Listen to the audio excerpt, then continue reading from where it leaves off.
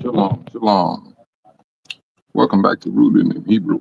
My name is Mike, and today is the 6th of April. The title we'll be discussing is Fleeing Within.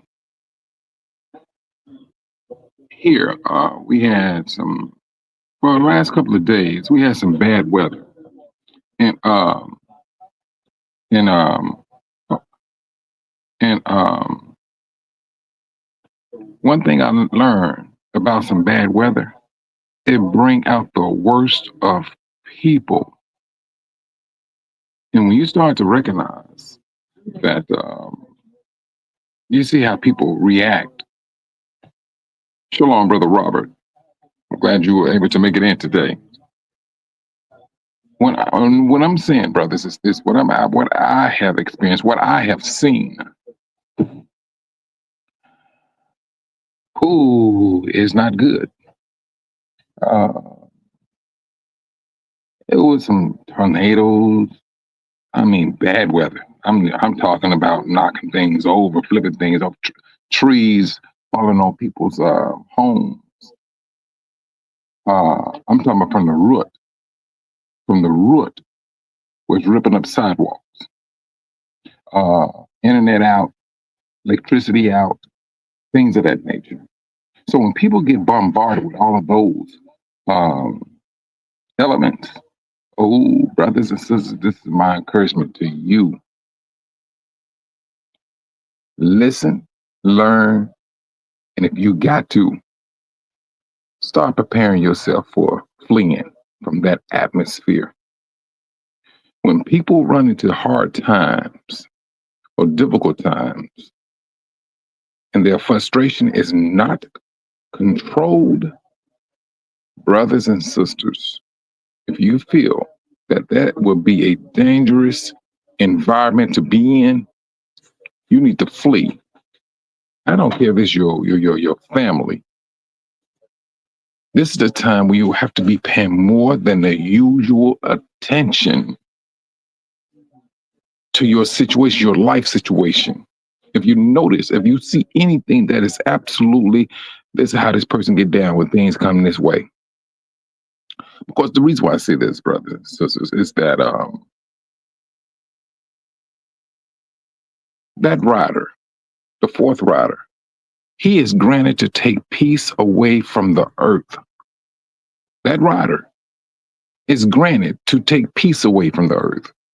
And on top of a tribulation, the great tribulation, and then you're talking about peace being taken away, brothers and sisters, who want to be caught up in caught up in that type of judgment?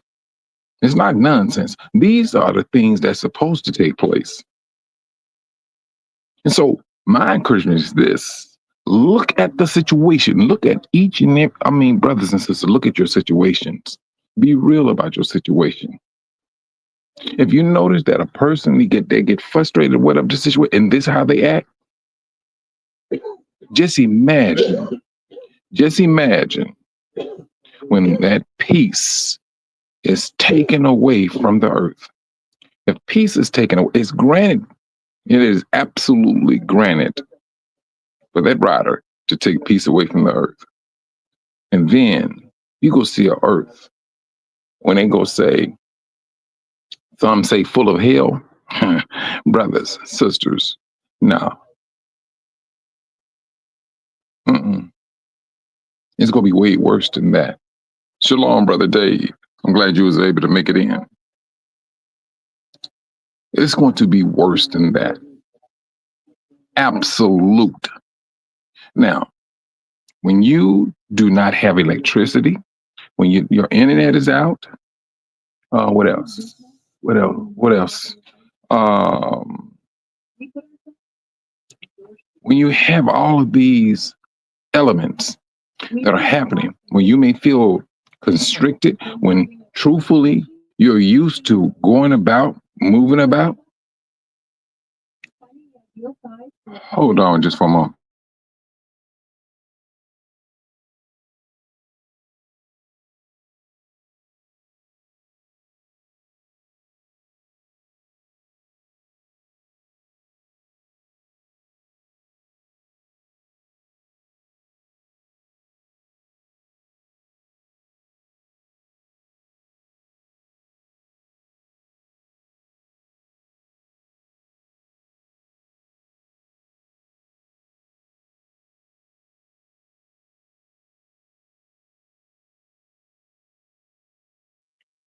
I'm sorry, I'm back, brothers. But these are the things we should be paying attention to, truthfully, because these things are going to happen. They're going to happen, and we're all in different locations on this in this country, and we all gonna be affected differently. But one thing that we should be looking at is how a person reacts. And you, brothers and sisters, I'm gonna be straight and frank with you on this one. You're going to see some frustration. You're going to see some selfishness that's going to be absolutely unbelievable. You're going to see it. And if you recognize it, if it's absolute selfishness, now, brothers and sisters, you need to start parting ways. That's that fleeing within. You own the country and you got to flee from certain types of people in order to maintain your sanity. Because if you know, if this continues to go on, and especially if it's affecting you, you may react in a different way. You may have to lay hands on that person. Because when a person is up under some stress and all they're thinking about is their situation only, you got a problem. You have a serious problem. Because that person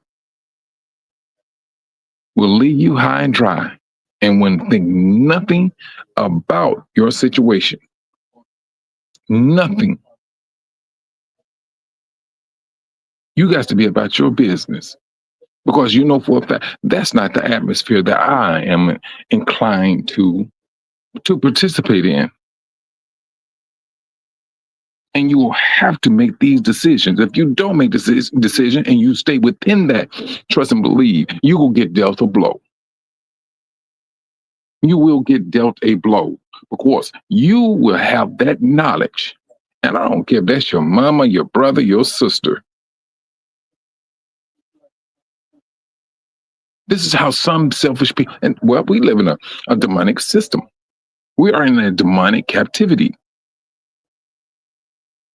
When things are going good, what do people do? Hey, they figure everything is copacetic, we cool, and we're going to do this here, we're going to do that there. But the moment,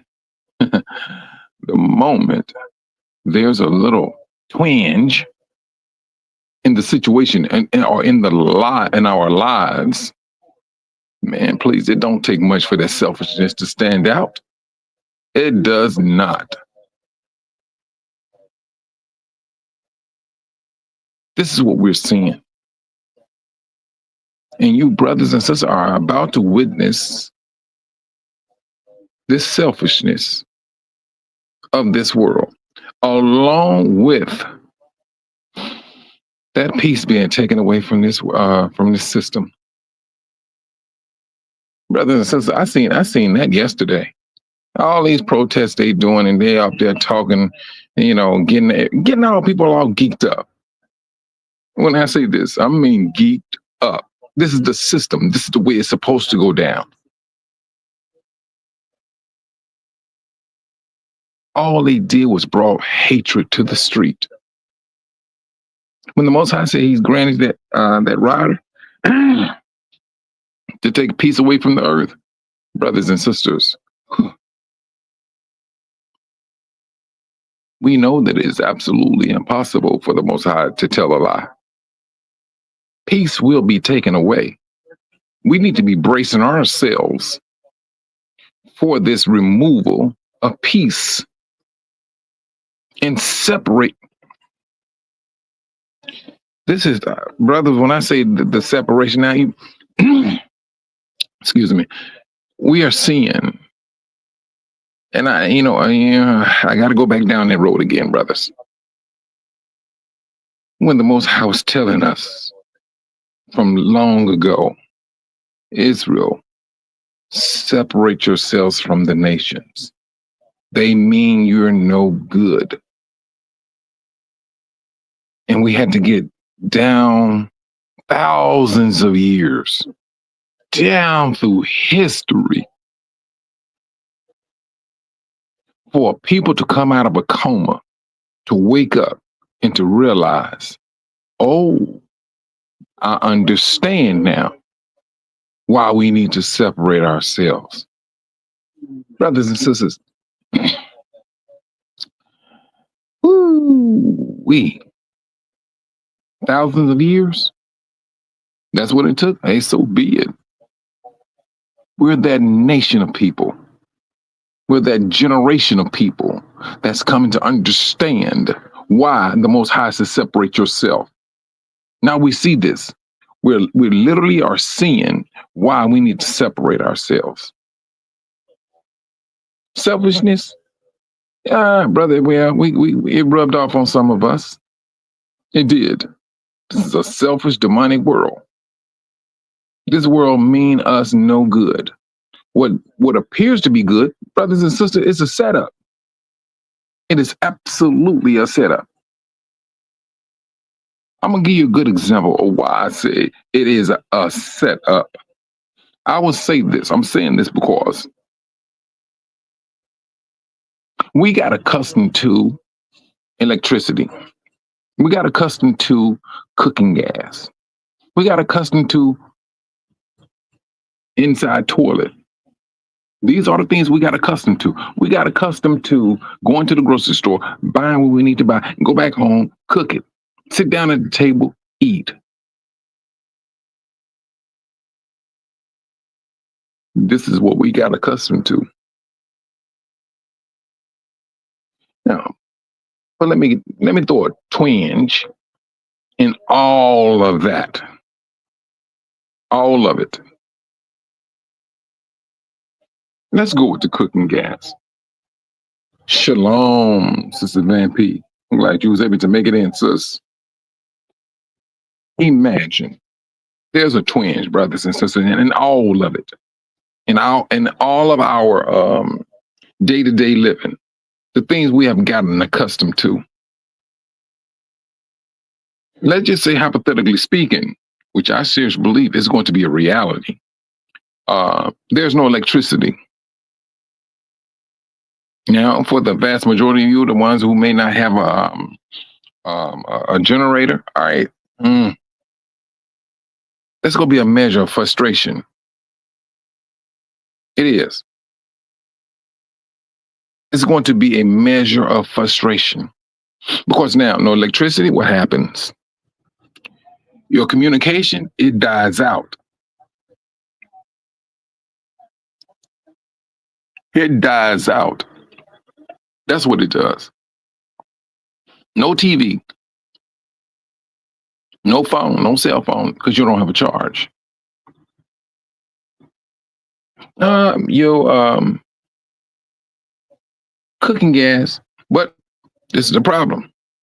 Majority of stoves out here nowadays, brothers and sisters, is electronic. It has an electronic ignition. So when you turn your stove on, they get click, click, click, click, click, click. Then your fire comes, boom. Yes. But now if you got an old school stove where you just turn it on and you light it, that's old school. Yeah, it will work. But there's not a lot of those stoves out there any longer. Now, what else? Your water. If there's no electricity, brothers and sisters, if the electricity is out for a few days, then you're going to have a boil order because that system that process your water is not working. Well, you can just walk up to your faucet and get you some water and you think it's clean already, but now it's most definitely going to be dirty. Let's hold all of that. Now, I know this sounds like, what's the word? Just an example. Brothers and sisters, get used to the example because the example is going to be a reality. It's going to be a reality. Are we ready for that? Are you ready to step outside? And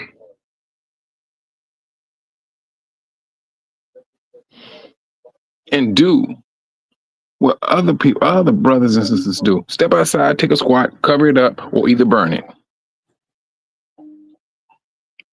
There's a lot of frustration on the horizon, brothers. It's on it. That frustration is on the rise. Are we prepared for it mentally? When you, I don't think this will be so much of an issue, but I'm gonna say it anyway. When people have to cook outside, because I mean, what we barbecue and things of that nature. So hey, that would not be much of an issue. I don't think that'd be much of an issue. But the rest of the stuff, the running water and things of that nature, brothers, it can be an issue. The things we got accustomed to. Could that be part of the wilderness? I don't know. But you're going to see people true. When I say true, you're gonna see their true you will see their true mind. You will see their true actions. You will see how they really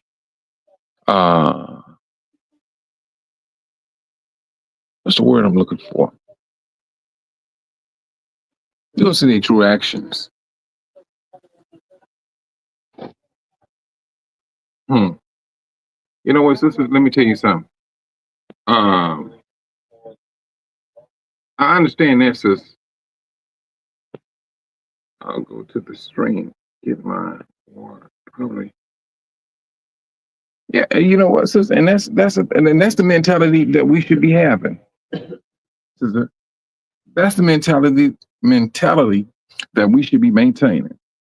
Because we got accustomed to some things. Now, granted, where a majority of our, in Africa, you don't have underground piping for gas, cooking gas. No, it's propane. And I'm talking about in some of the best homes. I'm talking about it is what it is. And that's how that's how they do it. House may be looking like $1 million. Trust and believe. It's running off of propane. It's running off of propane. And the water, it's coming from a water source. Either they had a well dug and they have a reserve, and their reserve pumps up the water to their tank, and it, whatever it does, and it comes back down into the home.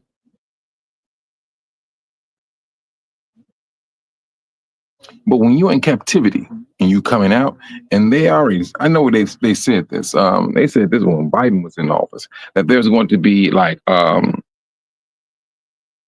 electrical outages and everything.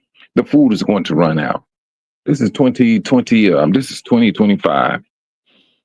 So we supposed to be in 2024 food storage, and it's already low. It's already low, brothers.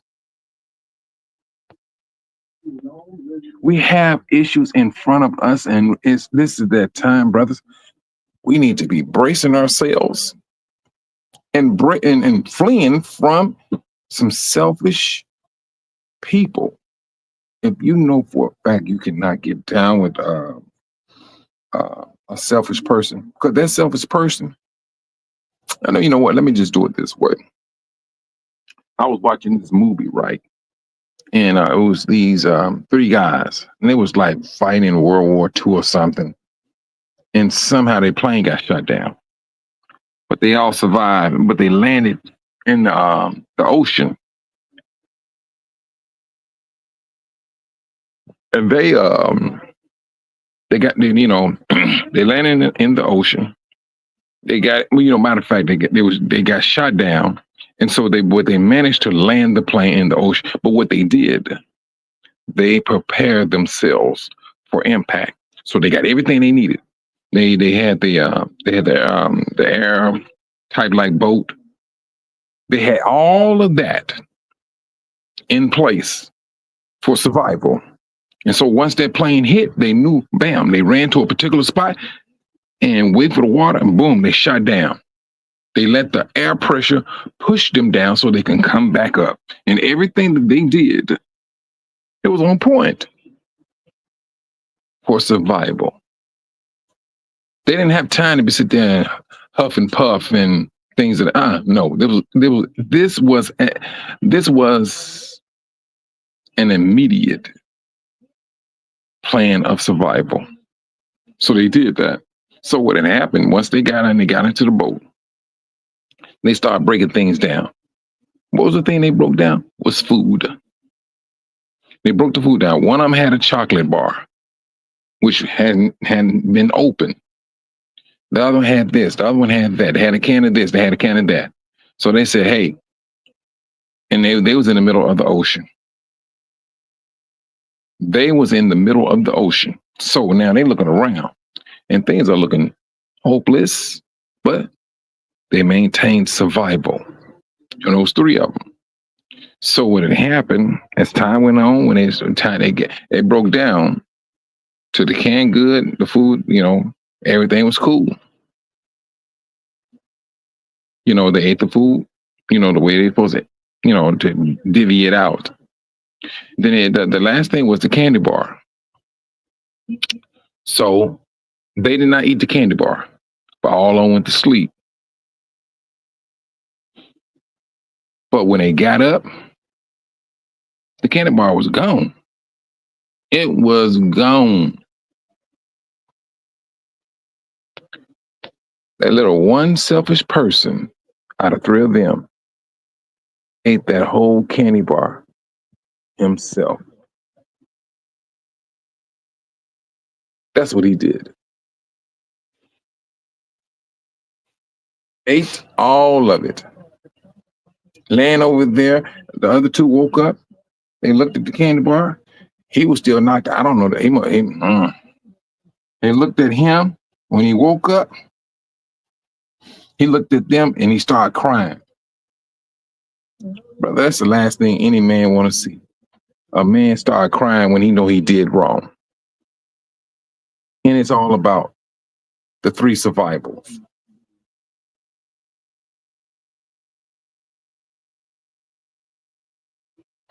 This is what brothers and sisters, if you know for a fact you're in a selfish relationship or you're around some selfish people, that needs to be rectified. It needs to be rectified.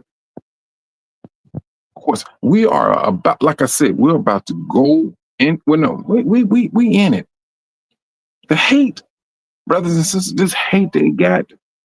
Ooh, right now, I can almost guarantee you, if you Google who are the most hated people right now, I seriously believe it's gonna be Trump and Elon Musk. I seriously believe that. Because I'm hearing their names be put out there. I never heard people sit up here and say, hey, this person needs to be taken out. That person needs to be taken out. Are you for real? This that hatred. This that peace. Because it would appear, and I'm saying this, it would appear from the nation is upset that these men are messing with their way of life. That's what it may appear. And truthfully, that's what it seems. But we know for a fact these things must take place. And at the same time, we will be affected. We just got to keep our spiritual alertness. We got to be on alert. These things are supposed to happen because what you may think is something that is deserving of you, but how it comes about, brothers and sisters, could be absolutely just downright thievery.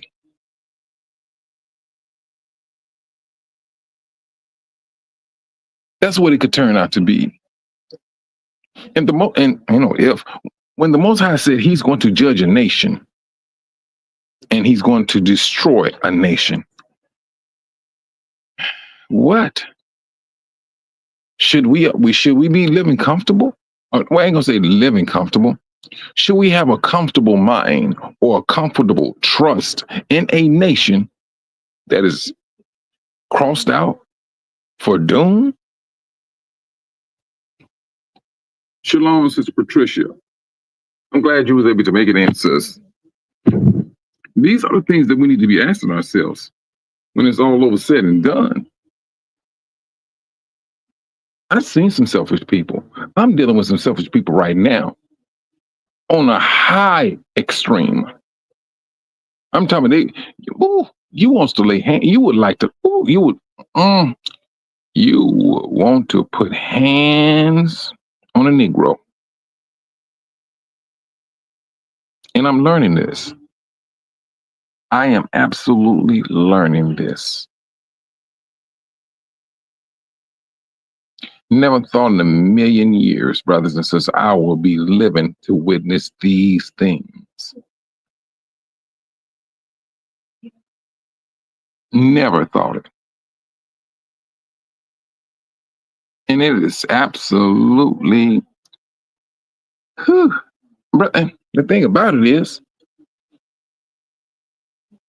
this is just the beginning. And so I'm like, man, what happened if this thing goes a little bit deeper? Then you're gonna see lives being taken then. That's the thing I'm looking at, brothers. Shalom, Sister Hazel. I'm glad you was able to make it in, sis. That's the danger of it. Because brothers, just hold tight. I mean, just listen to me on this one here. This selfishness, brothers and sisters, and this peace that's going to be taken away from from this world. I've seen heads of house. Well, I ain't gonna say I seen, heard rather. Heads of household. This is when the housing market took its plunge. That was men out there. That was this one man. I'll never forget this. Caucasian man, and it was his brother. He was on his way to work, but this white guy, he was not on his way to work.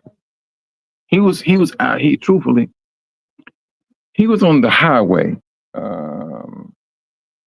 55, and the brother, he was on 55, but he was going to work.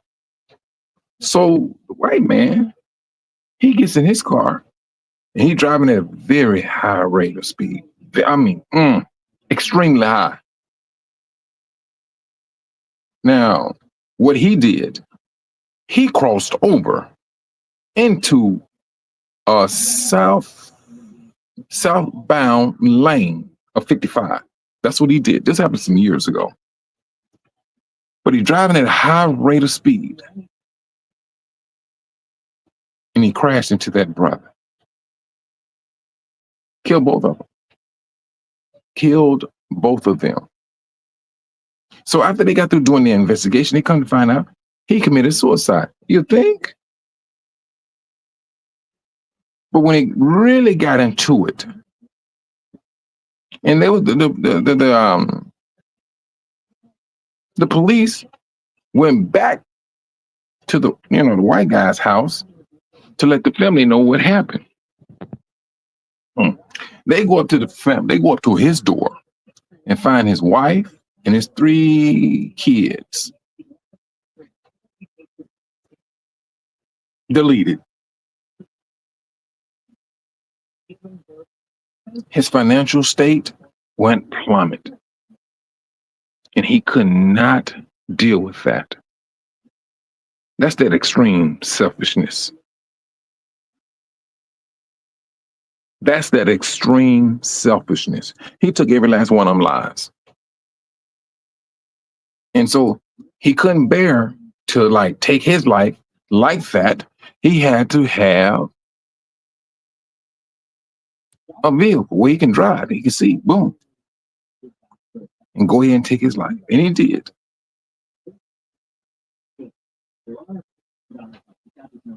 This is what we're walking into, brothers. This is what we're walking into. There was a brother. He did the same thing. I mean, evidently, I don't know. Well, he did the same thing. The only thing about him, when he got through doing what he did to his family, he jumped out of a window. And that was when the housing market took a tumble. People had these uh, mortgage rates and things, and then market twinge a little bit. Boom. Now the system, brothers and sisters, is about to twinge. How will you stand? How will you stand when it's going to twinge? It's going to do more than a twinge. It's going to get bent, maybe even broke, because the Most High said, if he did not cut short those days, no flesh will survive. But on account of the chosen ones, those days will be cut short.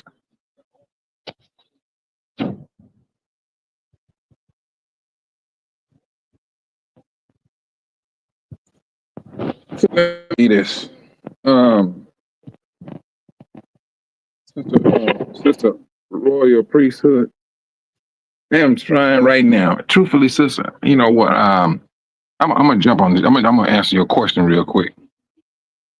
Um, I'm working on that right now.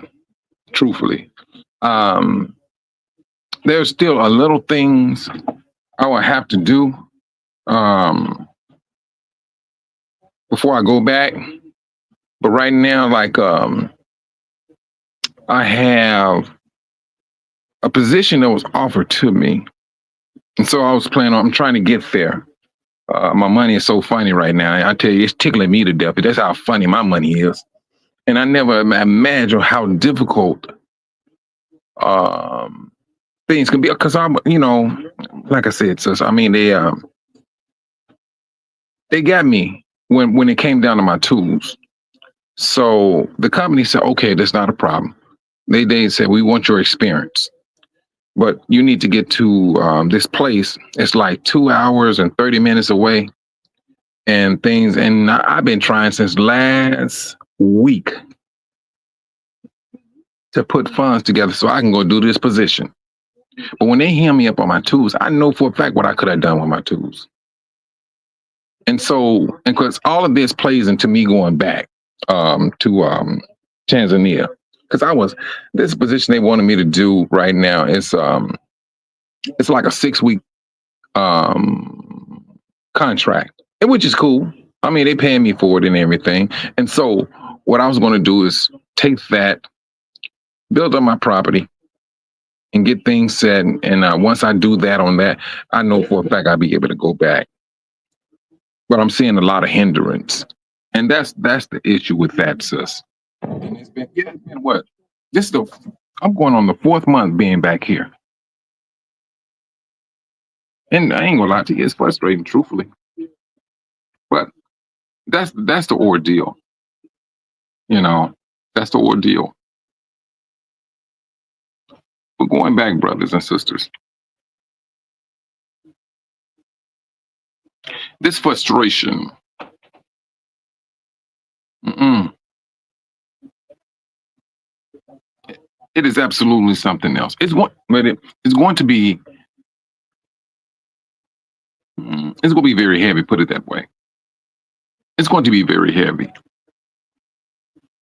Yeah, with all of this trouble that is coming up on this country, or the world for that matter. We still have brothers and sisters working outside of selfishness.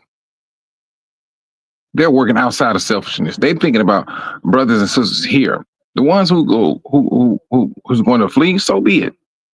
All right, we still got some people that's still stuck. Who's still here. So they working on those brothers and sisters' behalf. That's that selfishness of our brothers and sisters. The Goshen Project, Sister E and Sister, I think it's Sisters Stacy and Sister Sheila. I may have their names wrong. I know it's Sister E is in it. And this is what I say, brothers. Hey, if you can offer some support, so be it. Let us do that. This is how we are built. We're built that way.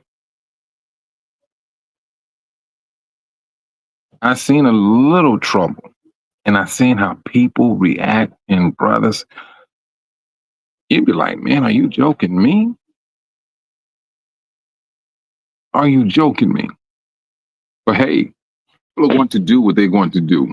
And especially, brothers, when the Most High tells us that there's going to be food shortages.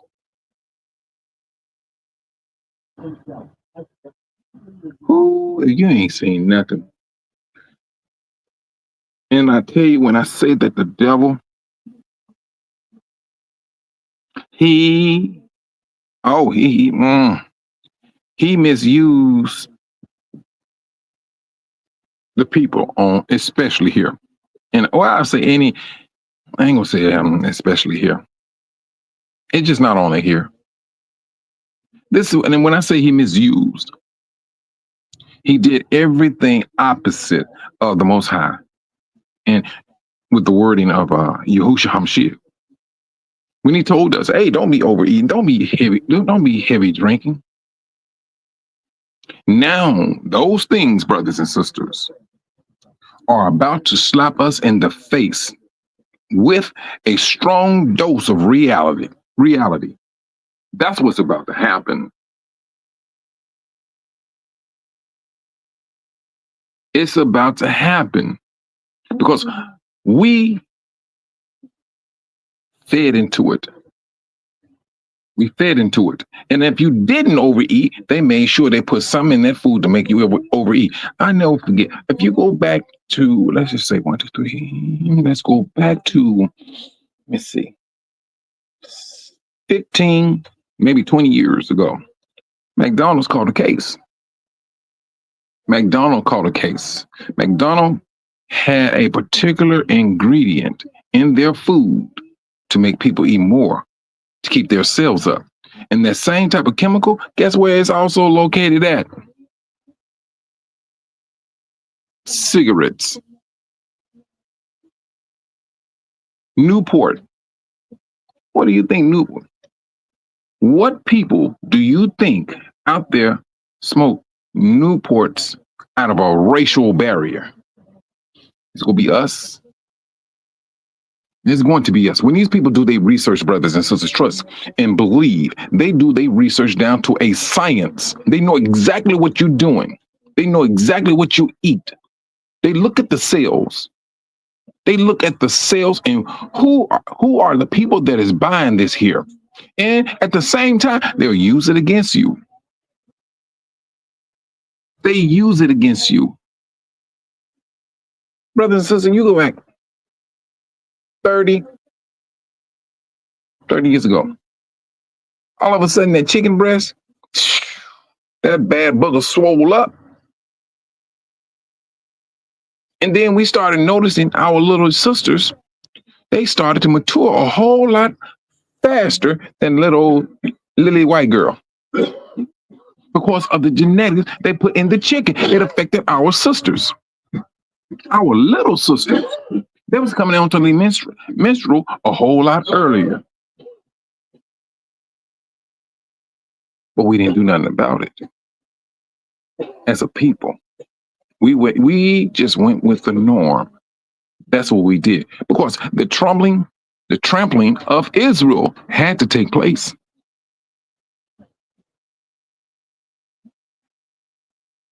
It had to take place. And it took place. And is taking place. No, we didn't know, Sister Hazel. No, we didn't. But with this awakening, oh, now we understand. Now we're starting to look into different things. The chicken breast, brothers and sisters, let me tell you something.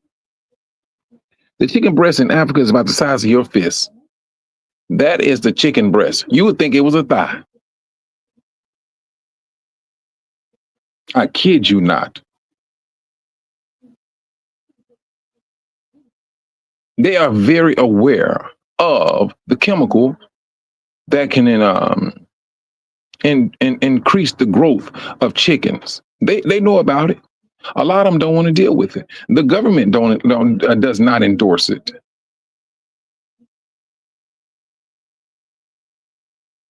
I tell you. Mm-mm.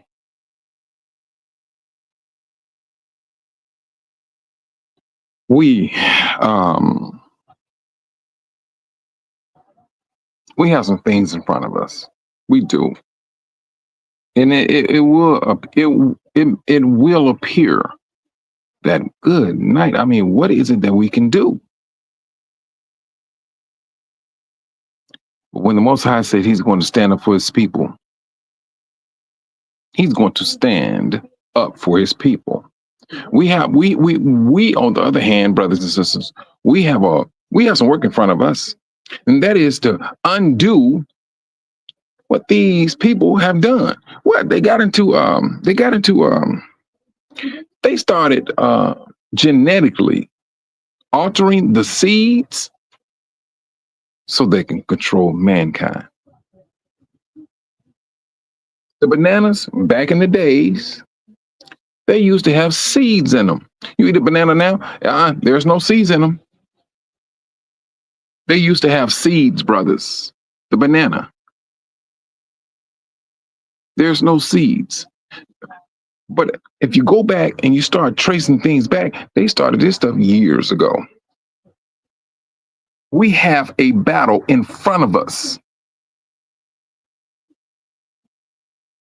This is man's doing. This is a nation of people. This is their evil intent is to control man. And if this is how they got to control man is by means of food, oh my goodness, they like, hey, we got to do it this way. This is what they're doing. Satan do not want you to be fasting. That's one thing he do not want you to be doing.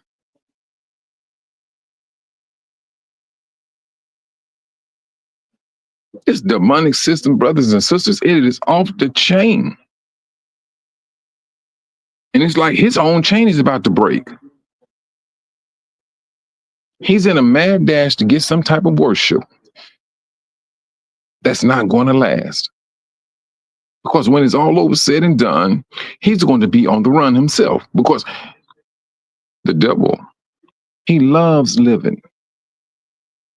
He just made, he put out one lie that cost him everything. That's what he did. And still doing. Still doing. And unfortunately, we are affected by it.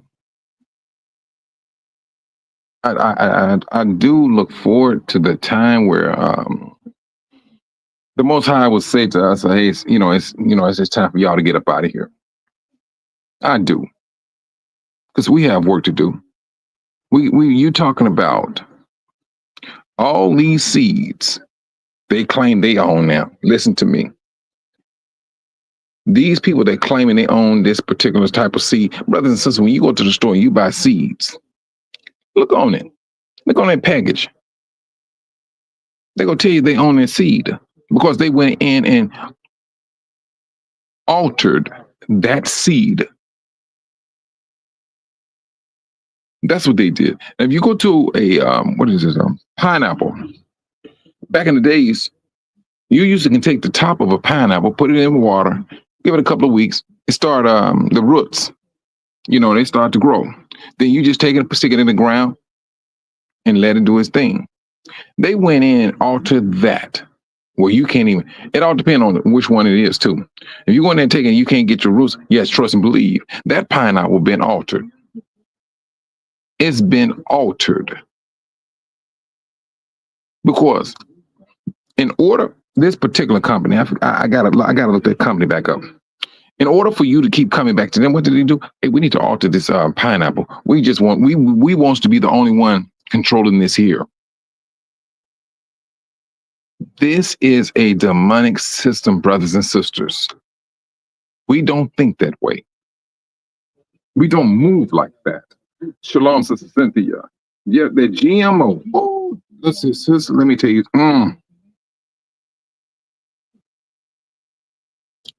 That GMO. Ooh, yeah.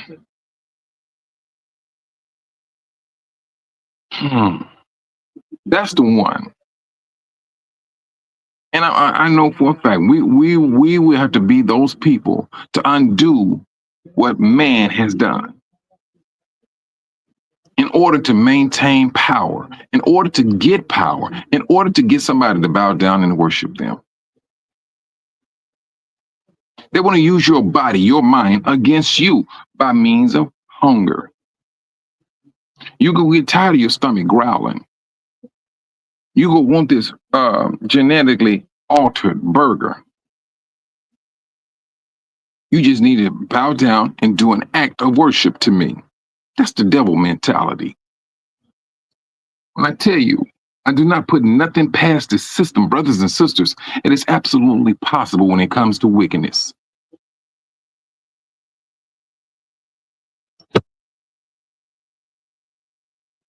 That's the thing. We do have a battle in front of us. And how we move should be moving based upon prayer, asking the Most High, which is the best way for us to move. Praying to the Most High. I know these are dangerous times, brothers, and I know for a fact you got people out there calling themselves prophets. You got some out there calling themselves prophetess. And truthfully, when it's all over said and done, you be like, wait a minute, man, who should I believe? Because if you go into Jeremiah chapter 29, brothers and sisters, oh my goodness. You had some people like that claiming the Most High sent them. The Most High was like, I did not send them.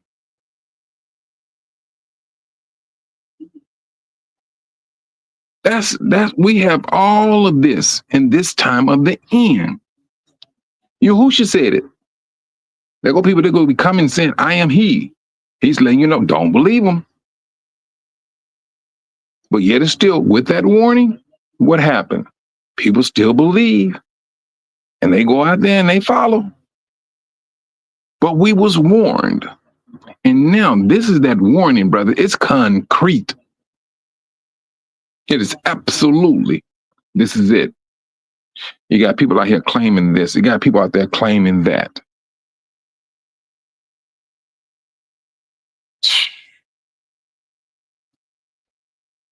This is the beginning of the thickness of this end of this system.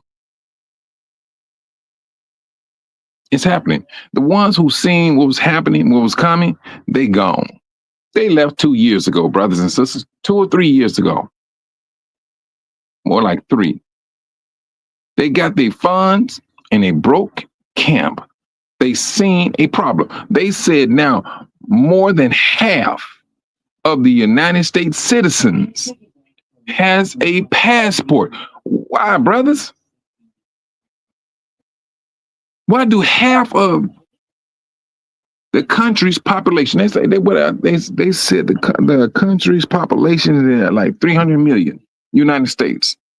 So you mean to tell me 150 million people have their passport and it's counting?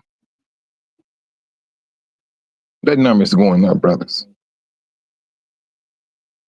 And now, with that information now, brothers and sisters, with that information that half of a people has a passport, what do you think the government is looking at? What do you think what is it that the government is thinking about? Their next move. All right. More than half of the citizens has a passport. What are the dangers and what are the pros and what are the cons? So now you got to be thinking, you got to be knowing that they're working on something for the pro and the con. They got to be doing it. They working on something that's going to benefit them. And they go figure out, hey, how can we stay in power? How can we control the people? This is this wicked system that we have to contend with.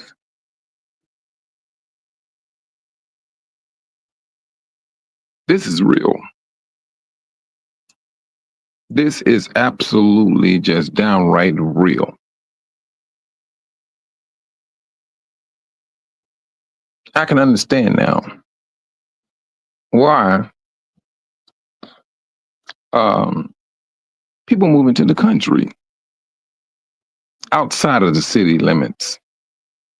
They're seeing a very bad issue on the horizon.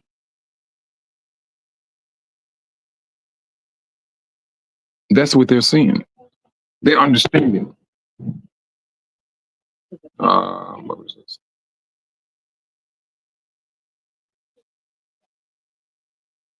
You see what you're saying, Sister Hazel? Mostly. What's that? Well, that's true too. That's true. But how are we, as a nation, as brothers and sisters, when and I say when this nonsense hit the fan, how are we going to unite? How are we going to react?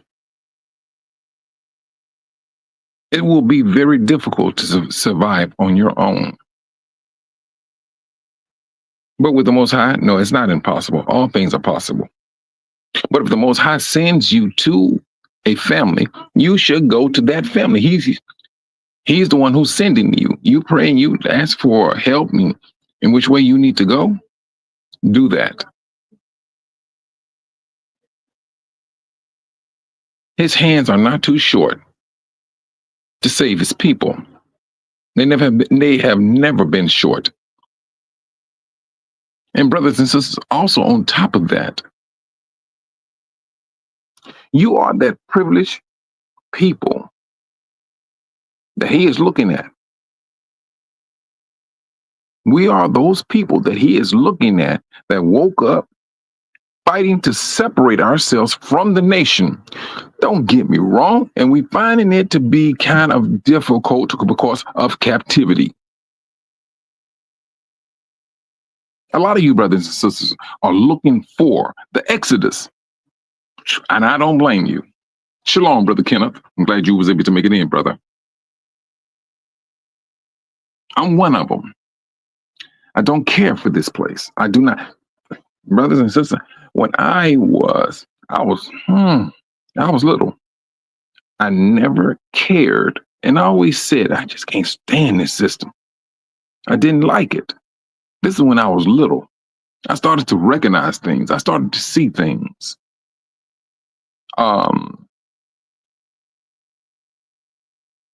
My mother, she was on welfare for a very long time. Very long. And don't get me wrong, brothers and sisters. Yes, it was absolutely frustrating to my mother. And don't get me wrong. Yeah, I'm going to say this. Her frustration, she took it out on us. She did. She did. Yes, she did. But brothers, I sat back. As I started to get older, I started to understand. I ain't hold that against my mother. I didn't. And she wasn't by herself. We lived in the projects. Other women, other black women, kids, same thing. We all be in the woods climbing a tree and everything. And I'm like, and we be like, man, I heard you was getting a whooping and so and so, so and so. What you do? Nothing. We just got accustomed to it. And we went on about our daily routine. We played and everything. But these are the things that made us to what we are today.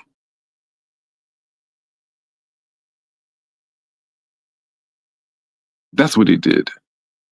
Don't get me wrong, brothers and sisters. I know some individuals out there that do still have that holds on to some resentment. They do. Um, and I've seen it. I've seen some kids that are grown now. They hold on to some resentment. They're looking for, I don't know, an apology, um, a rectifying of the past. But the past, brothers and sisters, is dying away. It's dying. Now you can hold on to the hurt truthfully. It's not making you. It's breaking you. That's what it's doing.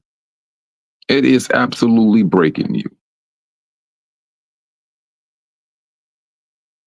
And we, truthfully, we we must put forth an effort to overcome it.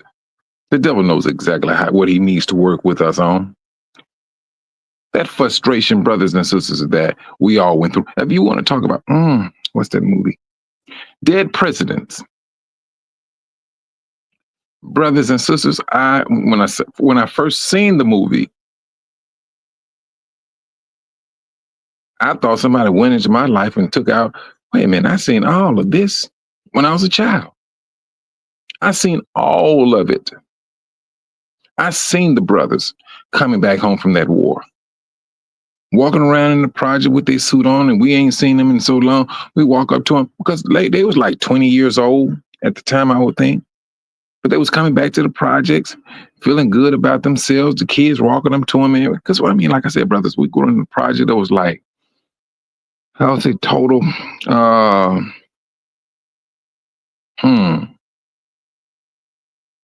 few hundred of us in this particular project. Its name is St. John's Apartments. And then a few months down the line, frustration started to kick in. They with their wives, and they're not able to work. And I'm telling you, everything that you brothers and sisters seen in that movie, Dead Presidents, yes, it happened. Yes, it did. Bank robbery. Whoo, we've seen so many. We've seen so many bank robbers coming through the projects. The bank robber was always drive back home. I'm like, when you got the police behind you. I mean, I was a small child, and I'm like, where in the world would he come back to St. John's? Like he will get lost in the jungle here. It's the projects. That was my mentality now. And they had speed bumps. And that's what always got them. They come over there going 50, 60 miles per hour, and they come across their speed bump and they wreck into a car. Police get out with their guns drawn. Then he goes to jail. Brother, we've seen that stuff happen so many times. It ain't even funny. But this is the frustration that Israel had to go through. This is a trampling of a nation. We've been trampled worldwide. Now we are in a fleeing mode. This is where we are at right now. We started to recognize danger.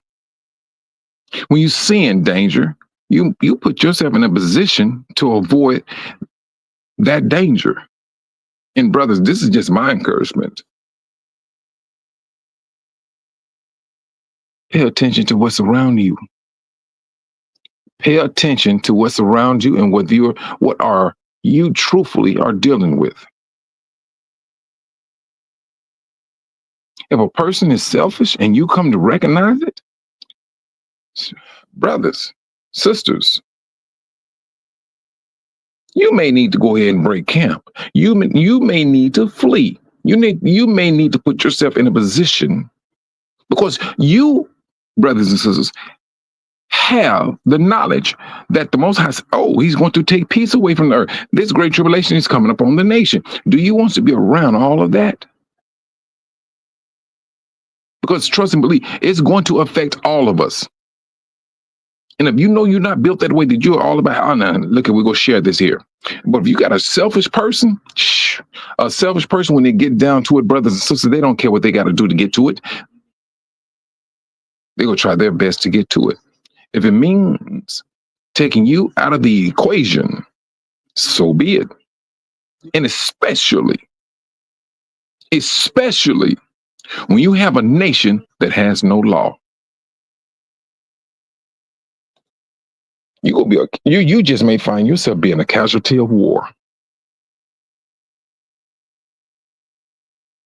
Do you want yourself in the position? That's the thing.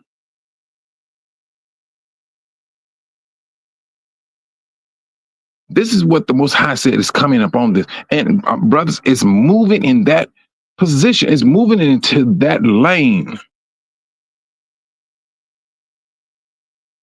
I'm seeing a nation, I'm seeing a people rather, already in slavery, and they don't even see it. I'm seeing a nation of people in slavery, and they don't even see it. I'm seeing a nation of people that's being trampled and don't even recognize it. They talk this stuff on TV. They talk that stuff in the political realm, but they're not paying attention to what's going on in reality with their own people. Why is it now these political parties, why are they pushing, fighting, dragging these Negroes into their war, into their conflict, rather? Why? The ones that's pushing, bringing, suggesting the Negroes to get involved. This is that. That is that political party. They recognized if we do not bring these Negroes in, we did. We are dead in the sea. If these people gain power, we did. We lost power. And they're going to recognize that. They're going to rectify it at the same time. You don't have no power, and this is what we're going to do to make sure that you do not have power any longer. This is the situation we are seeing. We are witnessing. Yesterday, yeah, that was just a small one. I heard that was a little, nonsense. Nothing major. But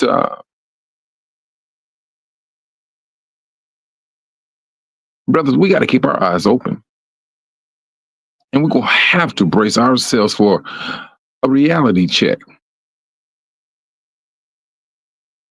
If you have a nation that's used to, brothers, used to eating, because your stomach can be a god. Your stomach can be a god. And brothers and sisters, I'm going to say this here now. For you brothers and sisters,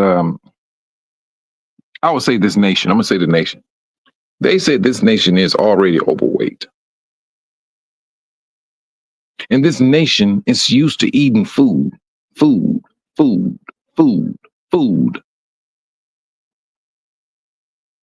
They got this nation where they want this nation.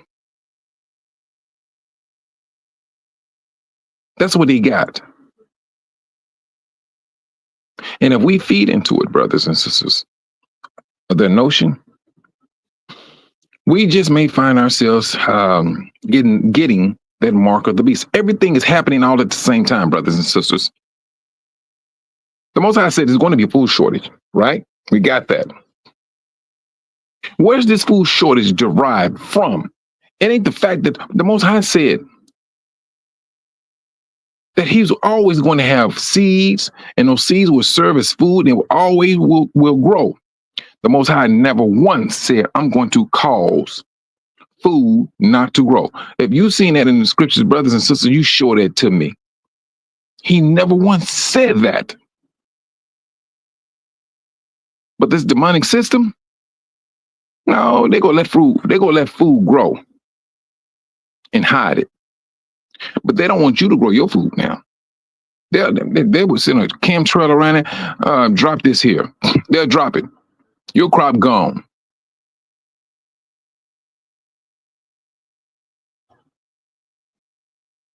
I tell you,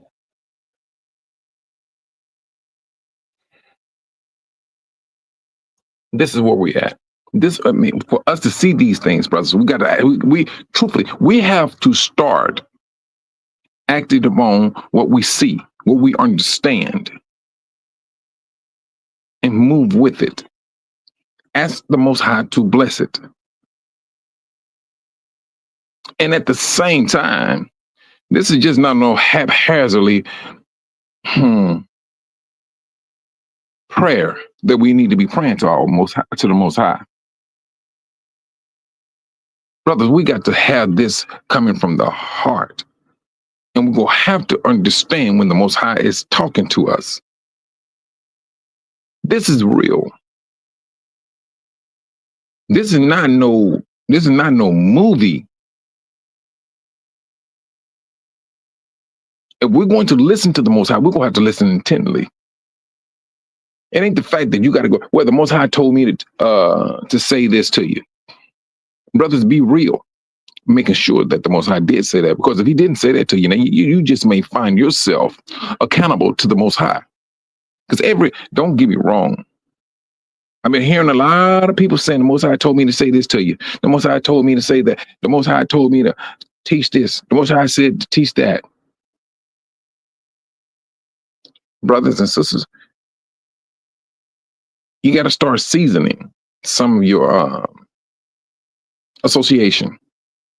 Listen intently to what we're hearing, what's being taught, how it's being taught. That's my encouragement. That's my encouragement, because this,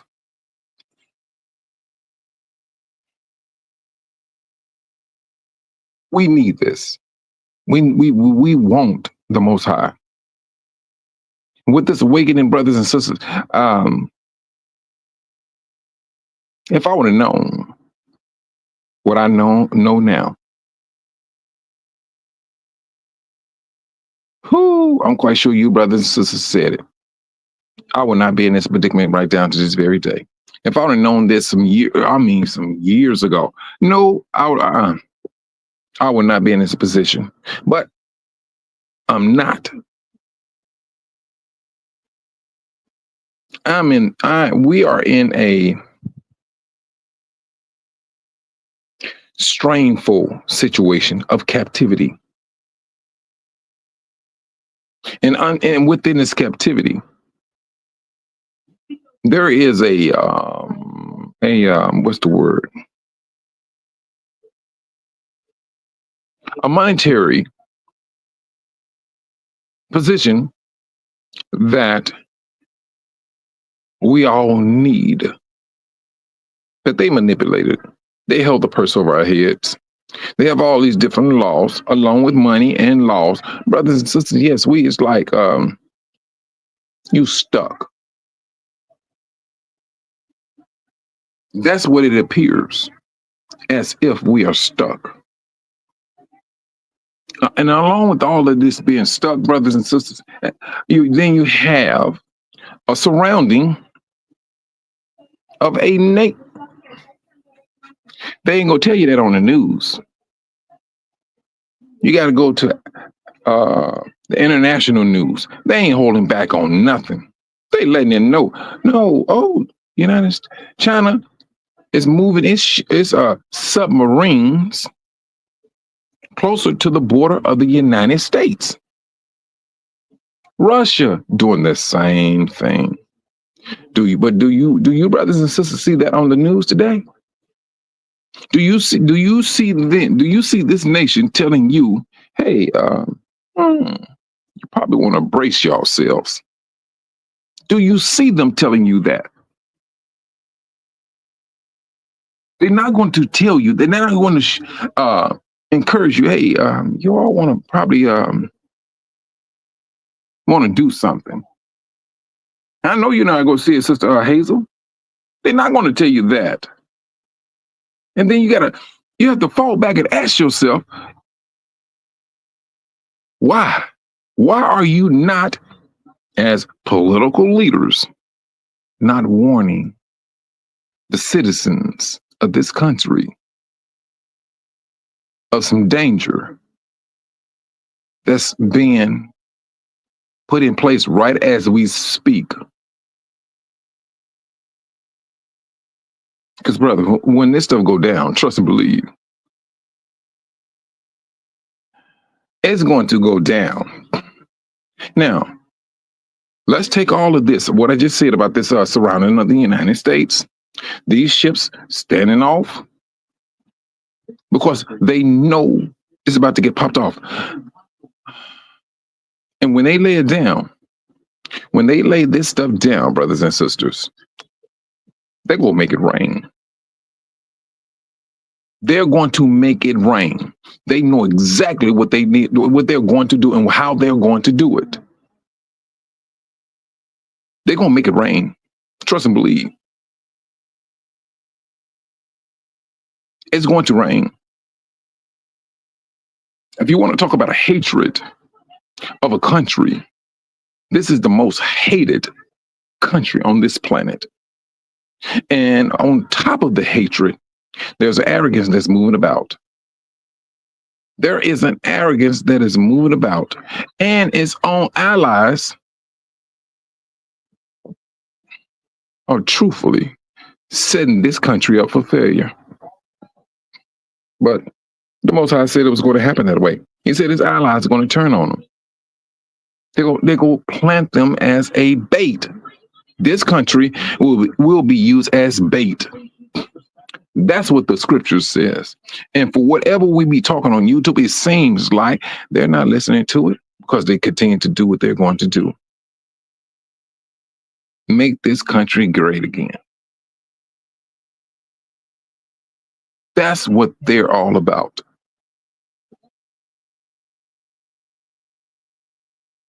This is a very serious situation that we are on this country and we're walking about it, on it.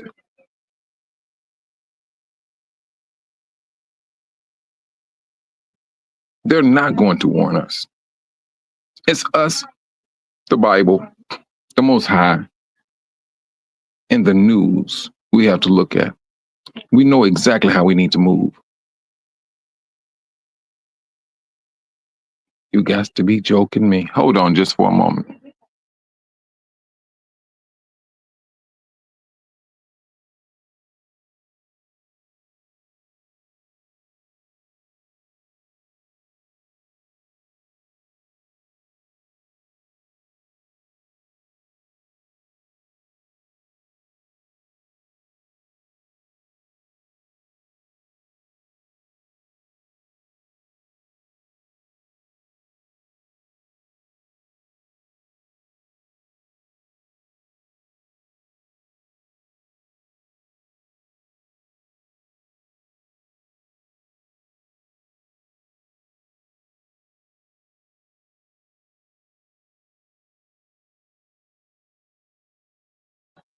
I'm back, brothers.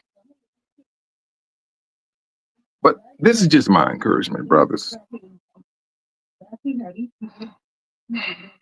going to have to start taking a lead in preparation for what we do know what's about to happen. This stuff is going to be, there's a whole lot of distraction, don't get me wrong. And this war may be one of them. This war could turn out to be a distraction.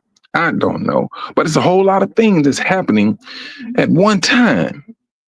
You got a nation that is upset at some leaders doing what they want to do. They're messing with people' livelihood. You have talking about food shortages. You have brothers and sisters seeing danger. They want to get out, but from government policies, laws, and things, they just can't move like that. And then at the same time, the government messes with people's jobs where, hey, their money is tied up, but they can't move. I tell you, brothers, yeah, it can be overwhelming. But then this is where we have to step back, take a breather, pray to the Most High, sit back, calm down, talk to the Most High, and seeing how we need to move. That's what we as his people should do and need to do. I tell you, this is the reason why I say, brothers, we need to encourage one another. We're going to need it. We need to. You just may find a brother or sister say, "Hey, sister may say I'm in need of food." How are we going to move to assist that sister? And trust and believe, brothers and sisters, our brothers. I've seen it before. It was 5 of us. My mother, she didn't have food to feed us. You know, the government, I tell you, the government is a gangster, straight gangster. Ain't nobody gonna tell me anything different. Gangster started with the Gentiles. But the way they push it, oh, you would think gangster started with blacks. No, it didn't. Gangster started with the Gentiles. The fact is, we took up gangster, and because they made millions off of it, they keep on talking about, yo, I'm a gangster. If you only knew what a gangster was. Thugs, yeah. Came out thug mentality. And I mean, hey, and we fed into that dumb stuff. But once we woke up, we started to wise up. Wised up. What Sister Sister Stacy and Sister Shirley, they're doing, brothers, let's support them. I know they have a meeting today, 4:30 Eastern. 4:30 Eastern. Excuse me. And let's find out how is it that we can participate, support, or whatever we need to do, because it's going to happen, brothers. They are going. The world. The government system is letting you know. Teach to each his own. Every man, woman, and child for themselves. It's that 2025 Deagle report. All of that is playing into this time of the end, as well as the birth of a beast nation. The beast has turned. The beast beforehand was this so-called democratic people. Hey, everybody has rights. We are all equally made. Brothers, if you sisters, if you want to talk about a front, that was the biggest front, and we fell for it. We fell for that front. Now that beast is coming out, he's roaring. And he's saying, nigga, please, I'm not for you. That was a front. That's what this nation is saying, because they're doing it now. They are literally doing that right now as we speak.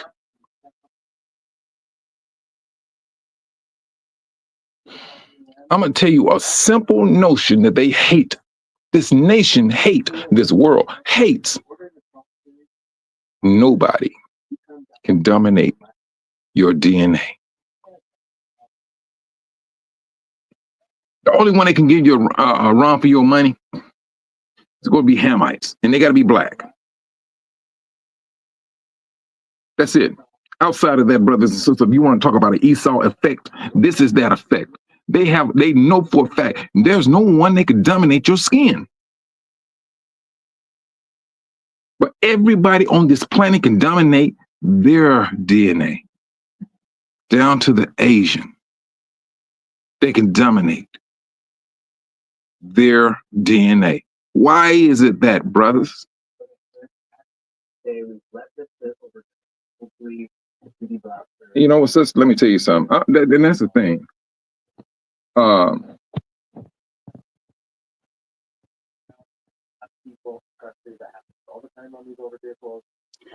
Sister, you know what? Let me tell you something, Sister Royal Priesthood.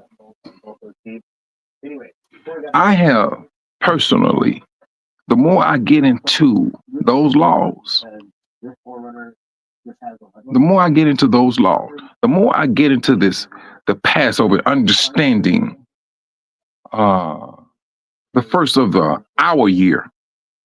The first of our year. Sister, you ain't, who, please. You talking about you got this that's going on. I got a person in my house right now gonna tell me they gonna stay for another 3 months without paying rent. And I'm like, nigga, you done lost your God-given mind. I gotta go back and forth to court to get this idiot out of my house. It's always something, sis. The more I dig into this, something always happened. My cousin, both of them, she said, man, Mike, I mean, bro, I mean, what's going on with you? It's like, and the thing about it, brother, sis, is this. I'm so glad that they seeing it, because I ain't gonna lie to you. This stuff will make you think you're going crazy. But when you got other people and they stand back and they looking at it like, Mike, bruh, cuz, what's going on? I'm like, brother, I've been around you all for a few months now. You ain't seen me step outside of this property. And to my cousin, he started asking questions. He said, man, Mike, what's up with this Hebrew Israelite thing? And this is what he said to me, Sister Priesthood. And so, it opened up a whole lot of conversations. Now he understands. But I'll tell you, it ain't just me. It ain't just me. You got other brothers and sisters going through the same thing. I'm just bent on encouraging my brothers and sisters. I am not a teacher. No. If I see danger, I feel danger, I'm going to tell the brothers and sisters. Because if I don't, I'm going to have to stand before that judgment seat of the Most High.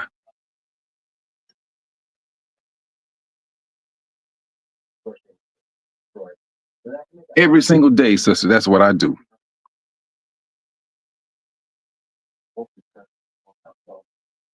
But I seen brothers.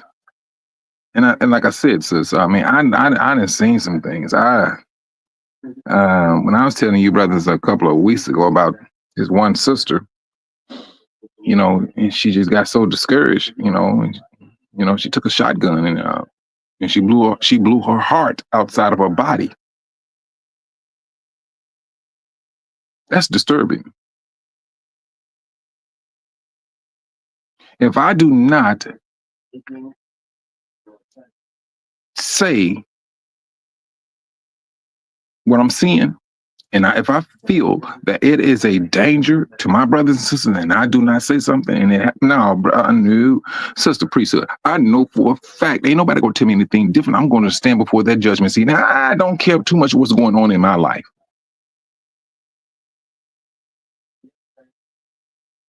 That's just my understanding in which way I know for a fact that I need to move. Now, whether our brother and sister take it, food for thought or not, that remains to be seen. That's on an individual basis. I just speak what I see. I give off, this could happen. That can happen. And that's just my my take on it. I had my sister, she calls me.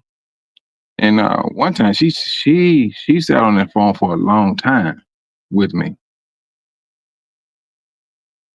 And she said, Mike, I have never seen you in this position ever. She said, you was the role model, and I never once said that you was a role model to me. You have been taking care of this family, everybody, for a very, very long time. And she said, whatever the Most High is doing with you, she said, Mike, I think you're going to stand up very gloriously. She said, because I ain't never seen you come from making a few $100,000 a year, having a company, having people working for you to get here. She said, no, Mike, I ain't never known you to make a bad business decision. Everything that you never had, Mike, is gone. Brothers, please. I got a brother right now. I got a 2019 2500 Dodge Ram. That truck is expensive. Thing cost me $50,000. I got a Tahoe, and then I have a Ford 350. So the time that I went to Tanzania, I left my stuff with my brother. So, and I asked my brother, I said, man, look here, do me a favor, rent my house out, put it in the company's name, Sea Data Services, put the lease in Sea Data Services, and things of that nature. My brother did everything opposite of what I asked him to do. And then so I said, dadgummit, why is he not sending me my money? I was like, bump it. Let me go ahead and take a trip back to the United States, which I truthfully did not want to do. But I had to. So I came back. And so I get back. My brother sent me a text. Man, you can come over here with this nonsense all you want. You ain't getting this truck back. I was like, nigga, you done lost your everlasting mind. You don't hold on to my stuff. And so I comes back. Then he sent me, hey, I'm telling you right now, I ain't gonna hold back on you. You come back clowning and talk about you will get this truck. Oh my goodness. If you want to talk about a Negro that went straight street, I was that Negro. Because in my mind, you don't take something that do not belongs to you. And on top of that, the tools that I had that I left with the brothers, they stole everything. Everything. So when I got back, sister, and I did to this day, brothers, I don't even know how my mother fits into the equation. She told my sister, he can't come here. I don't care. He coming back from Africa. He can't come here. And my sister was like, hold on. Mike is the one who bought that truck for you. Mike is the one who gave you money to get your car fixed. Mike is the one, when you ran into hard times, he sent you a few $1,000s. And you go tell me that your own son can't come back to your house to lay his head? And when his brother stole his vehicles, my sister, no, she went off because she couldn't believe it. She begged me to come and stay with her. I said, no, lady, I need to stay here because I got property and I need to rectify this. I need to rectify this nonsense here.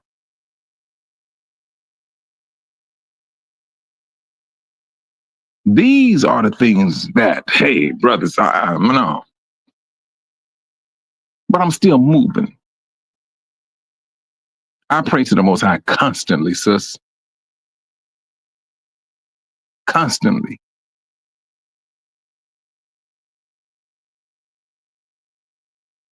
And it can, at times, it can be stressful. It can. It can be stressful because I ain't gonna lie to you. When you're thinking that you have brothers and sisters in your corner, and I was deceived. I was, because I ain't gonna lie to you. I thought those brothers had my back and everything, only to find out, hey, you had this brother all on this channel crying about finances. I come on there and hey, no, brother, this is what we need to do. And I'm trying my best to say some encouraging words on this brother's show. I did it repeatedly.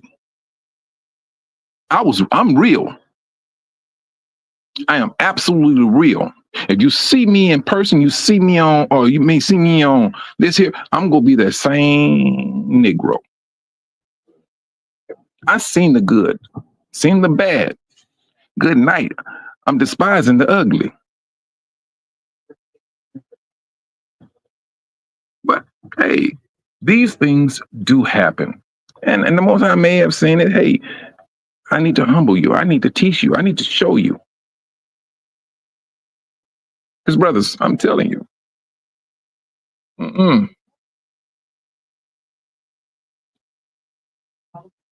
I was not that one to hold on to somebody else's possessions. And I'm not built that way. I'm not. You know, in order to maintain peace, brothers and sisters, I still have not attacked. I ain't gonna say attack. I still have not dealt with it.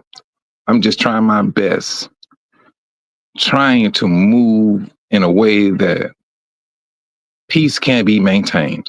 But brothers, when it got down to it, I had to go down to my house and serve this woman that's on eviction. And I took the sheriff with me. Brothers and sisters, I had one, two, three. I had 3 vehicles on my property that was stolen.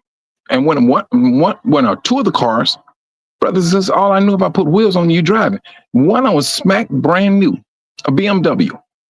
And I'm like, and I'm calling her. I said, dude, get these vehicles off my land. Never came and got it. But when I served that woman that eviction notice,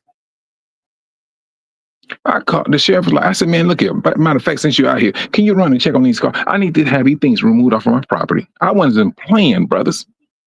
You want to call it frustration? Call it frustration. I told no. They start running and everything, including the boat. I don't own a boat. They started and they said, "Oh, we got a problem." I said, "Hold on. I don't know what's going on with this little woman here." And so the police went inside my place and we found some drug paraphernalia. I said, "Oh, I know I need to get this woman out of my house." And so they said, "No, we calling 1 to 3." They calling 3 tow trucks, and they got to get there's a device they have to use for that boat. It's a pretty big boat. My brother was claiming that was all his stuff. When my sister found out, she called him. She said, "Hey, I tell you what, you need to find out what's going on because the police out there, and they looking at this. You think your brother that you stole his vehicles, that he going to vouch for you, that's those his vehicles?" Please. I sat right there and let them take that nonsense. I was not going to sit up here and take the fall for it. And so it got to a point where my sister was saying to my brother, "Hey, look here, Mike need a vehicle to get to these jobs." And I told my sister, "Shh, girl, please, I'm not finna hop in anything he give me because this Negro, he's roguish." This is that fleeing within, brothers. This is what I'm talking about. You got to flee and you got to be honest with yourself. And I told my sister, I said, "There's nothing I can do for him. I'm being straight up and frank with it. It don't seem that he is trying to make a change. He's been practicing this for a very long time." That's that fleeing within, brothers, I'm speaking about. And if it got to be with family, bump it. It's going to be with family. And I'm living proof to it.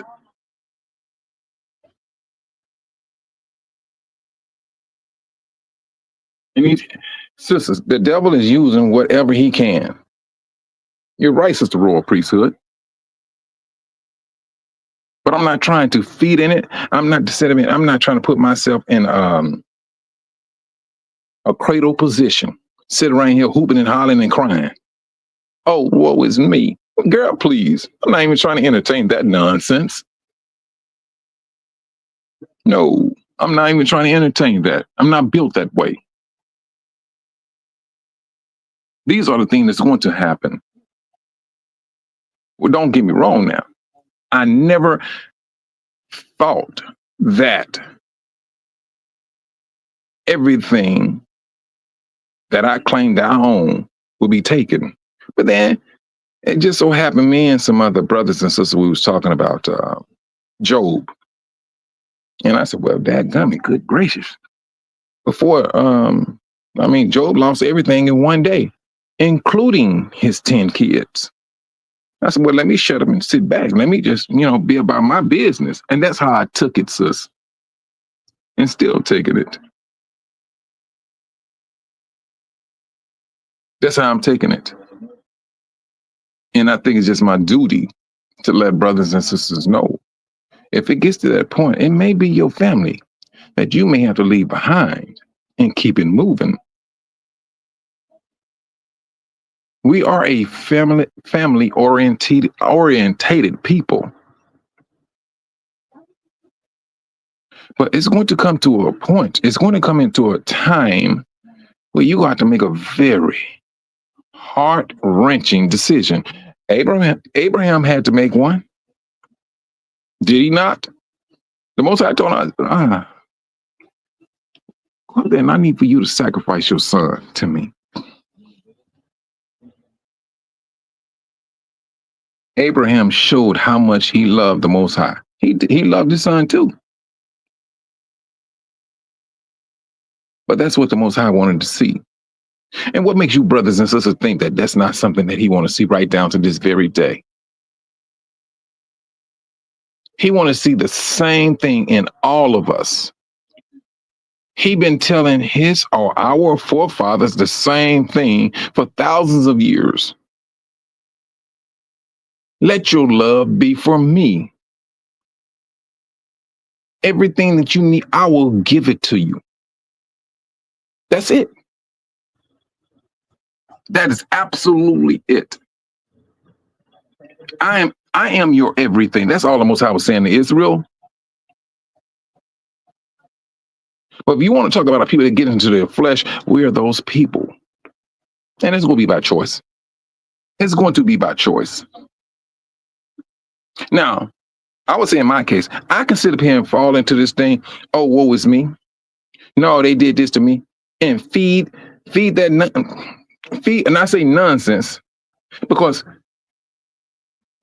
that's something you don't talk about on a daily basis. And don't get me wrong, brothers, because I'm going to go to a real life situation with another brother. He lost his wife.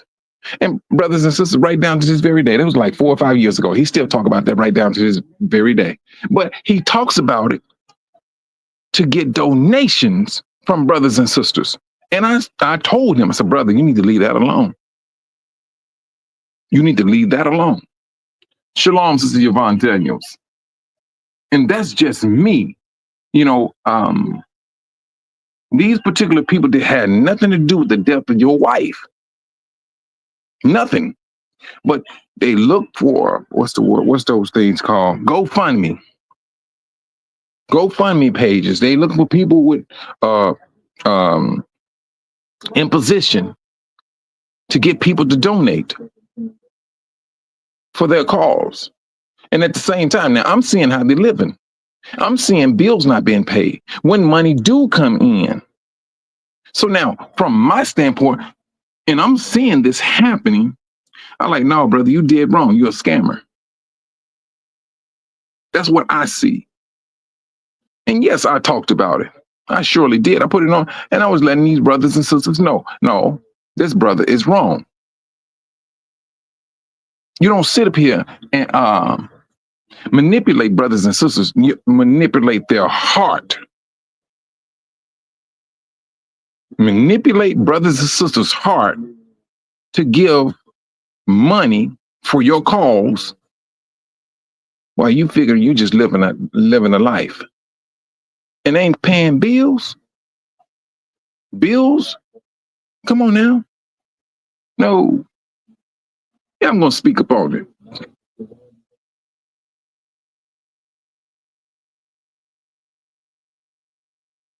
I mean, Sister Royal Priesthood, let me tell you something, sis. And I say this to everyone. We all gonna be put in a position and we're gonna have to make a decision. And it's going to, and truthfully, it's going to be who?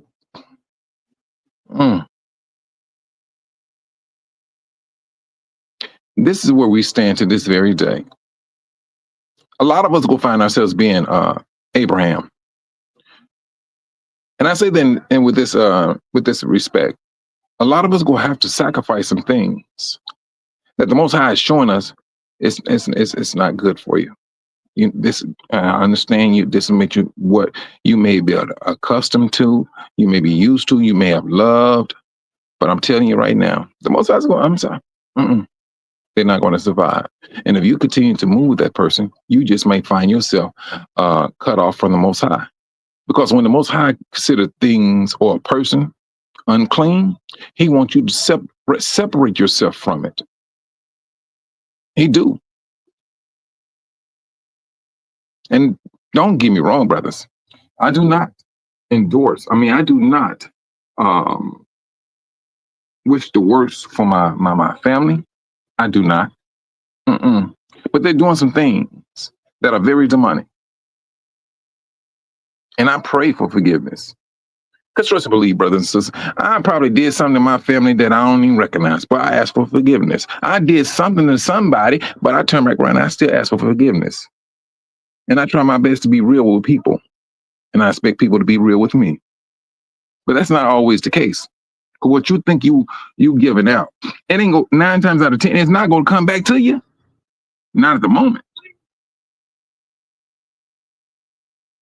Yes, Sister Yvonne. Hmm. And you got some you have some brothers and sisters out there. You do. They seeing the opportunity and they seeing what us Negroes are seeing. You seeing a lot of African Americans, so-called African Americans, going back and forth to the continent. Oh, now if you want to talk about making money, if you talking about black people don't have the money, yeah, you keep talking that dumb stuff. Get into traveling back and forth to Africa. Oh yeah, you go find out. No, Negroes got money. You just don't know where to tap in at. Fleeing within, brothers and sisters. It's going to happen. One young sister posted her life on one of these channels, and she was stating how her mother sold her to men. Brothers and sisters, you ain't got to go to Africa to see all that. You can stay here in the United States and see that. So what do you think? Should that child stay there in that position? Being a child, more than likely gonna be staying there till they get grown. But when they get, I mean, once they get to that age where they're able to take care of themselves, what do you think they do? They break camp. They get out of there. They get out of there. They know when to flee because they have too much of a history. They have a whole lot of pain. And that pain, instead of them walking away, they run with a struggle to live. Come on now. This is that trampling of Israel. And we, Israel, we may find out, I'm going to say some of us may find ourselves hindering our brothers and sisters.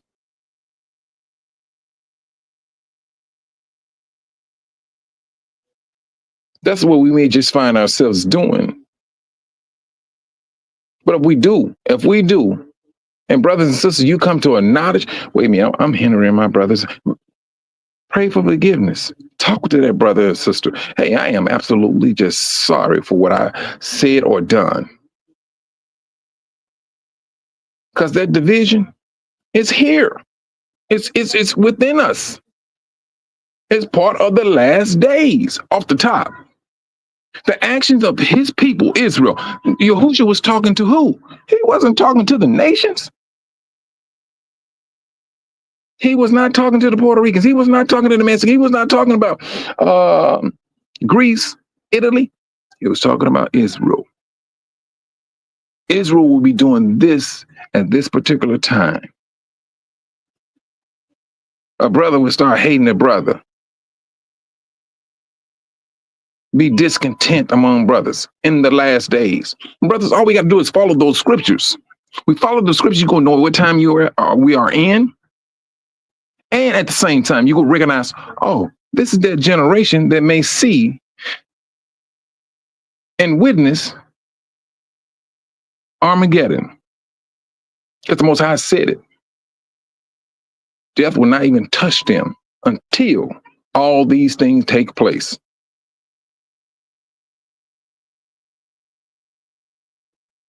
You too, Brother Robbie. You be safe out there, brother.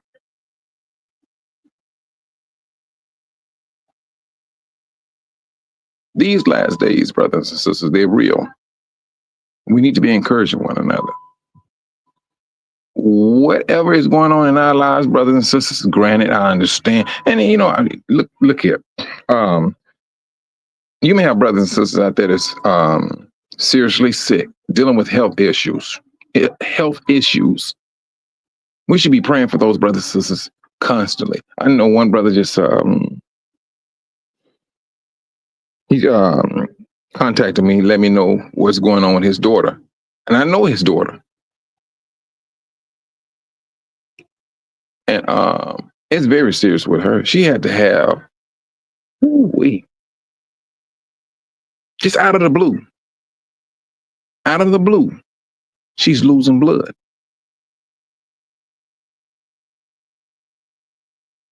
And on 80s, and man, they had to give her. I gotta go back and look at it and see how many pints of blood they have to give her. And so they did that. She went back home. They thought it was cool. A few hours later, he had to take her back to the hospital. She lost all that blood that they gave her. Brother, when I say brothers and sisters are going through it, they're going through it. When I say that we need to be praying for our brothers and sisters, trust and believe, brothers and sisters, there's a whole lot of prayers that we need to be giving up to the Most High for his people. That poor child is right now. It's a lot of things that we need to be doing, brothers and sisters, but we only can move so fast and so because of lack of funds. The sister was in the hospital, right? After 3 days, if that father don't have that money, she got to go. She got to go while she's still losing blood. The brother called me and told me, hey, man, so-and-so. She had to go home. That's that African continent. This is the conversation we used to have, brothers and sisters, of what's the things that we need to do. Now, mind you, sisters, this whatever disease, it's causing her to lose blood, as if that she's on her, like she's menstruating. She's not. Father, mother said, no, she's not. And I knew of that because my niece went through the same thing. I was thinking, I was like, man, shoot, this girl may trying to die in the middle of the night because she was losing a lot of blood. It got so serious, brothers. I went to the store and got some what do they call those things? Depends or adult Pampers. Yes, I did. And I gave them to her. I said, look, you need to wear this here. So I'm like, man, what is this stuff? Everybody got concerned. It was like, man, I don't know what it is. But look, listen to me, sis. I'm gonna tell you what happened.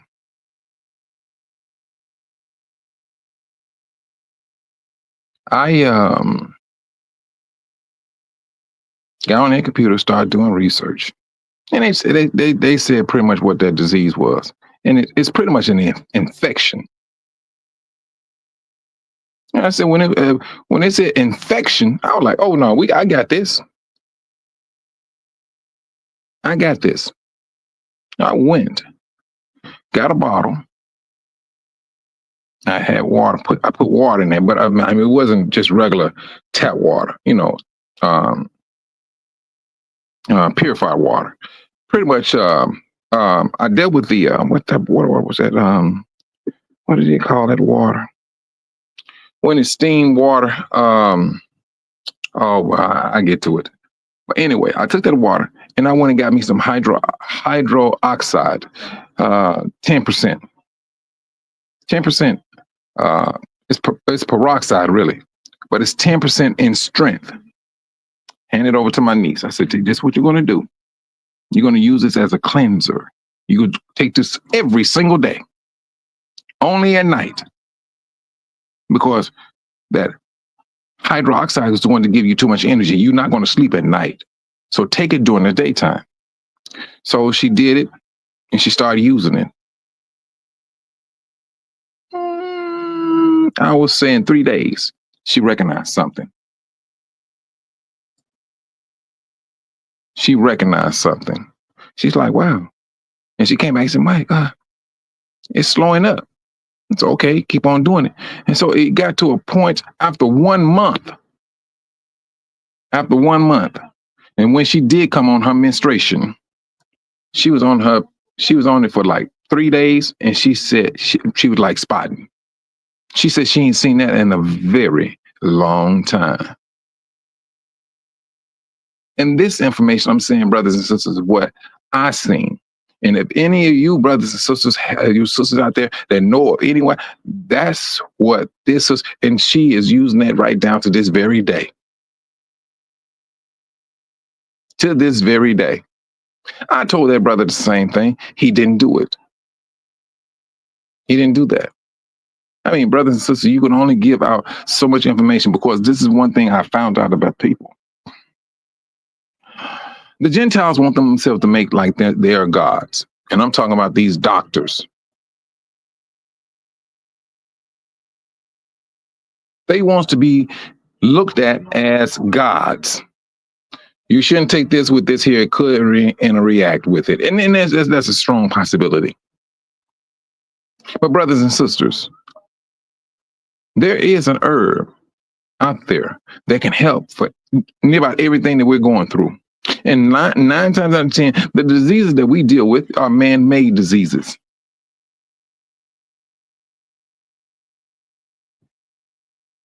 That's what it is. Yeah, Sister Priesthood, that's what, yes. I told my sister, sister, let me tell you something. It wasn't just her I told about that.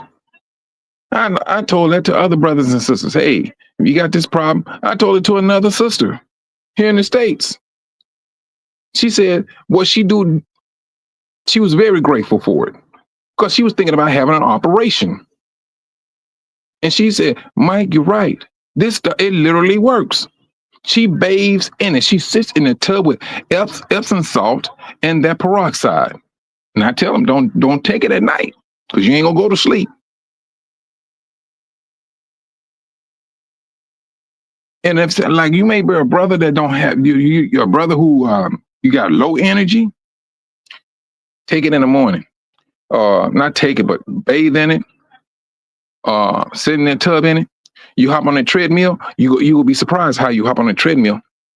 You will be surprised that how far, how many miles that you usually do that you're going to supersede that. It's oxygen, brothers. It's pure oxygen. That's all it is. I deal with the 33% grade, food grade. That's the one I deal with. I'd rather water it down myself.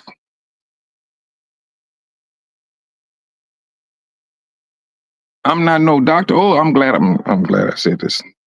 I am not a physician. And I'm not in telling you what you should do and how you need to do it and things of that nature.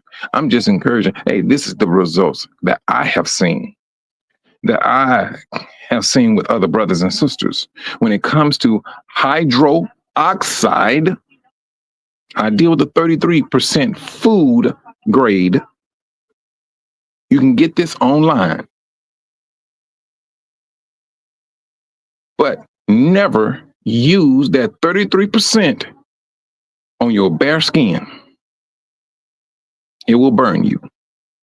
And especially if you brothers have prostate problems out there, do not use that on your bare skin. Use some gloves and mix it with plenty of water. It don't take a whole lot.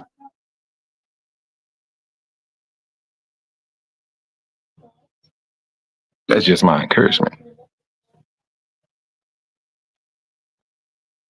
I'm telling you. Sister Yvonne, they say, now this is the internet. The internet says that the more oxygen you have in your body, it's very difficult for a disease to live in a well oxidated body. That's what the internet says. Now, I don't know how true that is, but hydroxide is pure oxygen.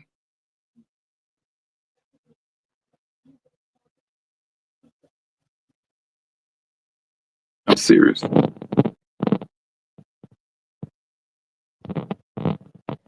Brothers, and I once told you, brothers and sisters, about this. I got hit in the face with a baseball, and it busted 3 arteries. And that's what got me on this. Well, it wasn't that. My mother, uh, when that happened to me, because the doctors, they couldn't do nothing for me. I just kept losing blood. So I got used to it. Um, it was like every night when I got up in the morning, because I got tired of getting up, going to the bathroom, standing over the sink, trying to get my nose to stop bleeding. Um, until I just laid in the bed all night long and let that blood just fall on the mattress. I went over to my father's house and spent the night. He was like, Mike, get up. What's wrong with you? He thought I was dead. Oh, nothing. He said, where all this blood? I said, my nose.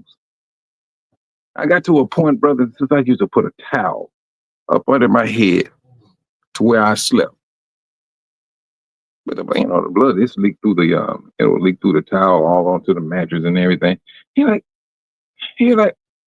Mike, get up, go to the bathroom. Go to the bathroom. I will bleed. And I just got tired of it, brothers. I got tired of it. But at the same time, my mother was giving me all these the herbs and things. And eventually they did work. They did. But it took some time. It took some time. I kid you not. And that's how I got into it myself. Although I was young, because I got to a point when I was looking at my uncle one time and he was drinking raw eggs. I hate eggs with a passion.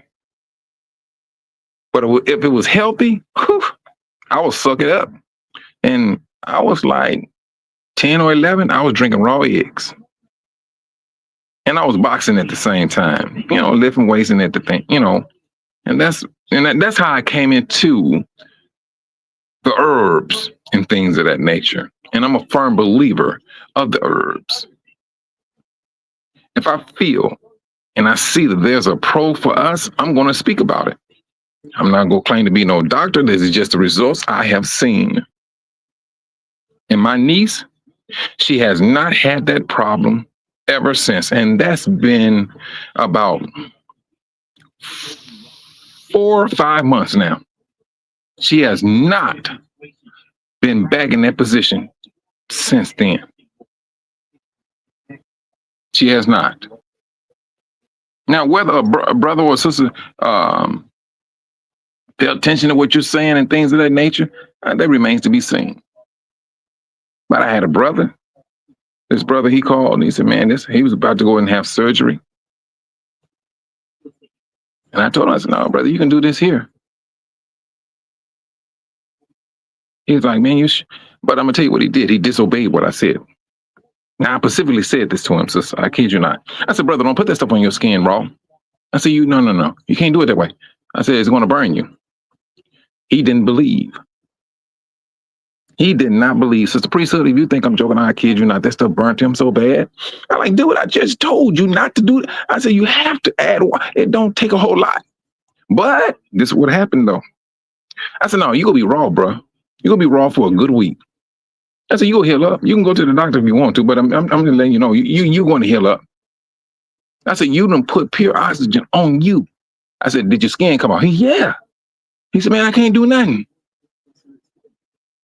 I said, I bet you can't. I said, you walking around like you bow-legged. He said, yeah. And I said, yeah, that's what happened. He walking around here bow-legged because he's raw now. He can't let nothing touch him. I said, bro,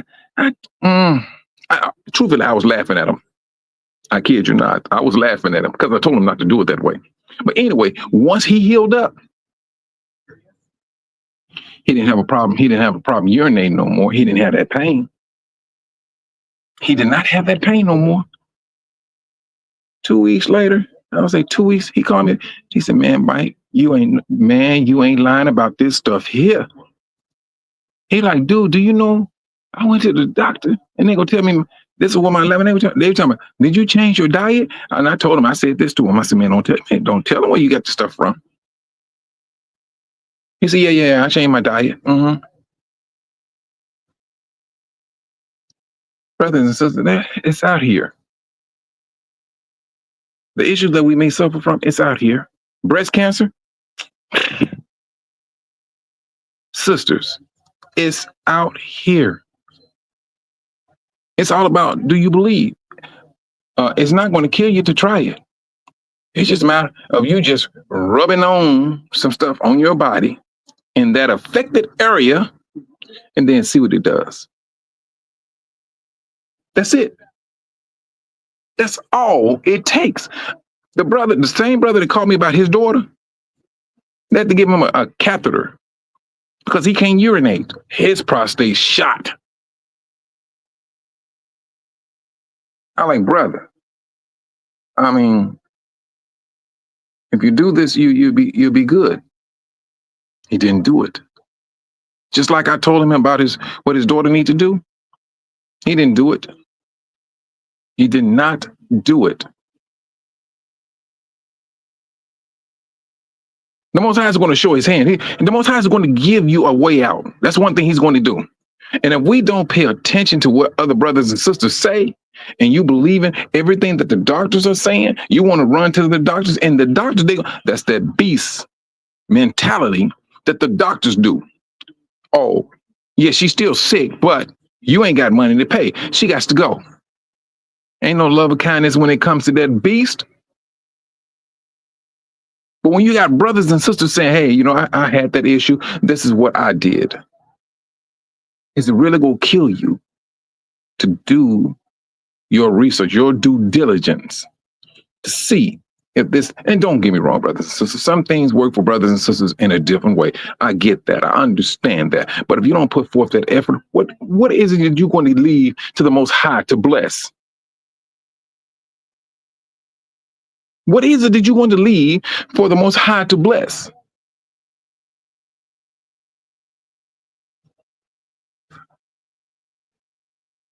And all of this still feed into fleeing within. Because when I say this, fleeing within, brothers, we got to start trusting our brothers and sisters when they have experienced some things and they're telling you, hey, this is what I did. You may have to flee from understanding what these doctors are saying, because the doctors are not going to tell you, oh yeah, this is a simple infection. All they built upon is making money off of you. But a lot of us, what we do, we run back to that doctor as if he's a god, because he went to school.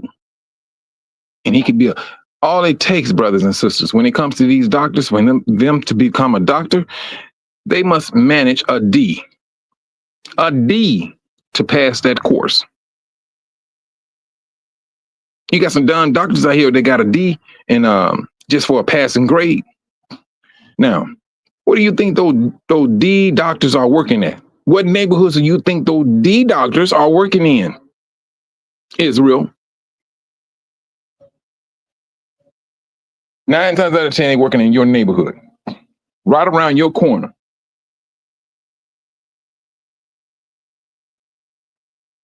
Sis, please. Let me tell you something, sis. We can open a book of worms on that. We can open up a book of worms on that, Sister Yvonne. When you start to come to love your people, it's like you get to a point where you just want to pound some stuff into them, but you can't do it. Everything they need to do it from their own heart. That's what the Most High is going to look at. That's what he's going to judge.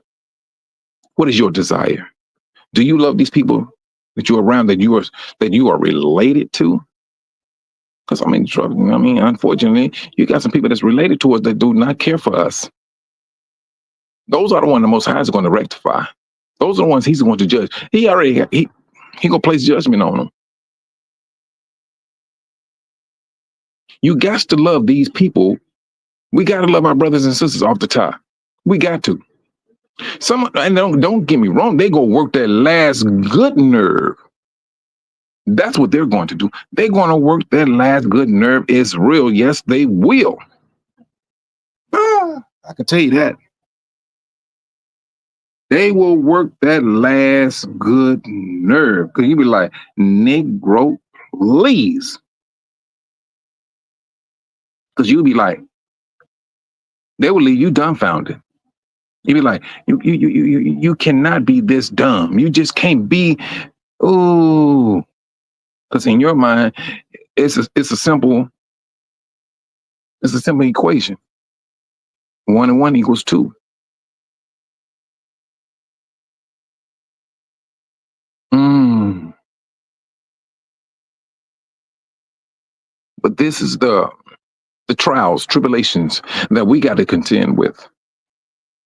We have this, we got to contend with these things on a daily basis, brothers and sisters.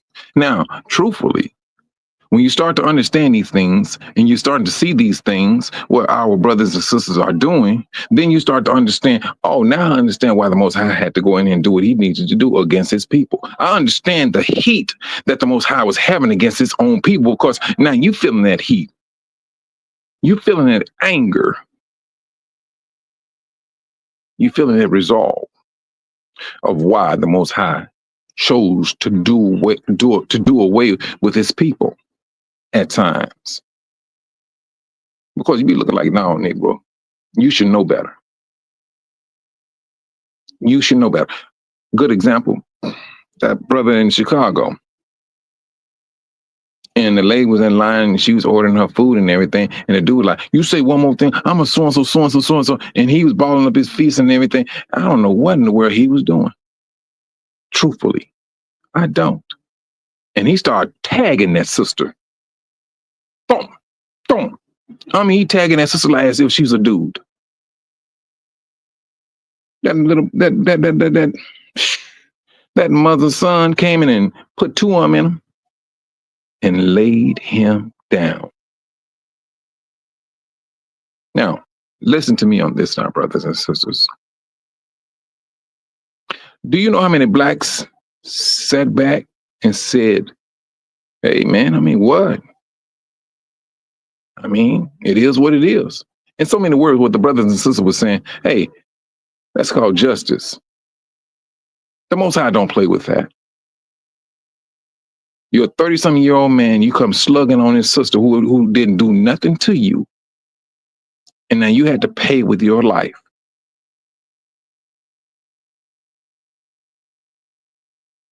Being out of control, brothers, being out of control can take your life.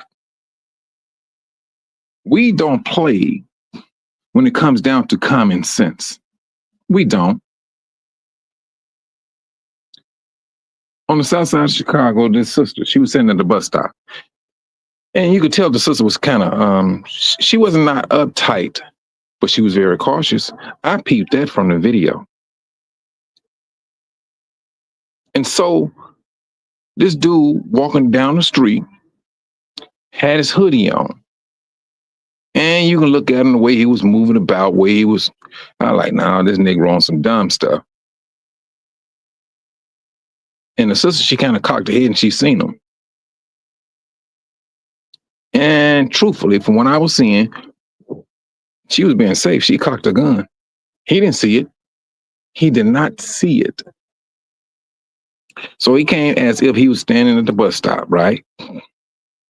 Leaning against the little shelter for the bus on that they have. So if it's raining, you're not in the rain. You have the shelter around and above you. And then all of a sudden he attacked the sister. That sister pulled out her little pistol, let it loose. He let her go.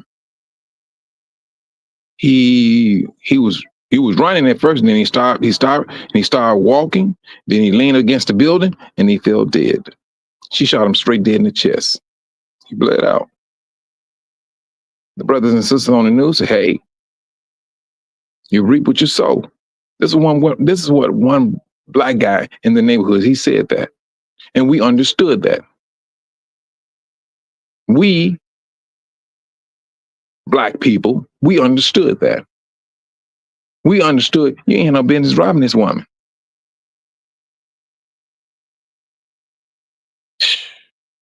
Please.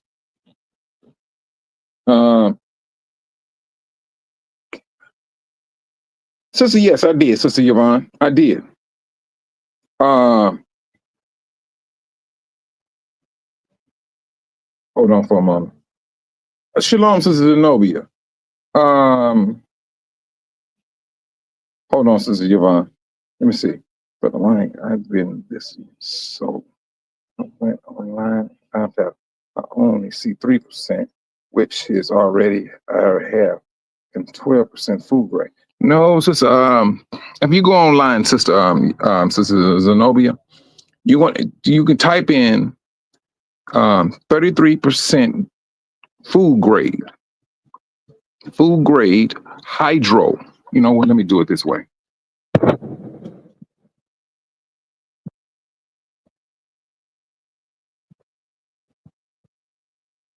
Oh, you know what? Hold on. Let me do it this way first. 33.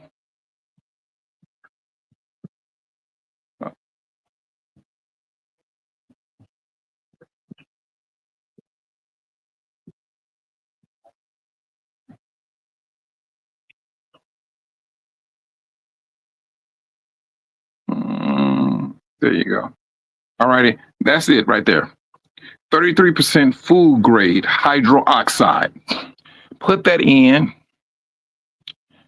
And that's the one. But like I said, sis, the 12, the 10, they still good.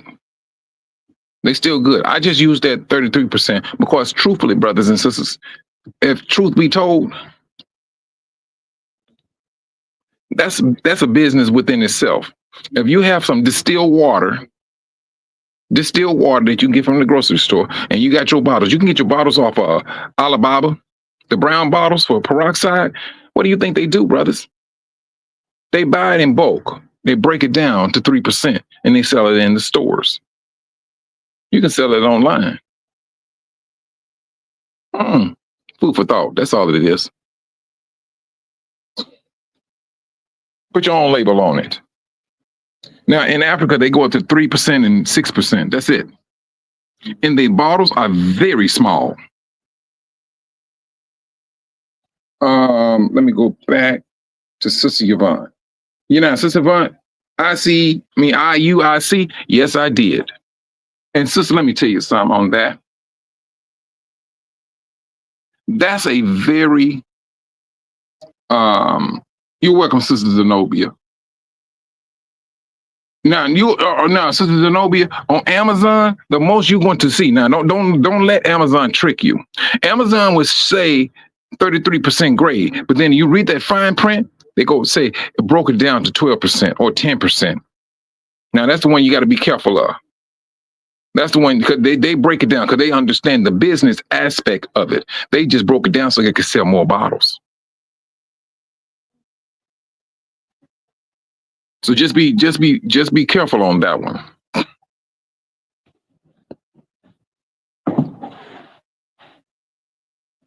Yeah. Now, hold on, sister.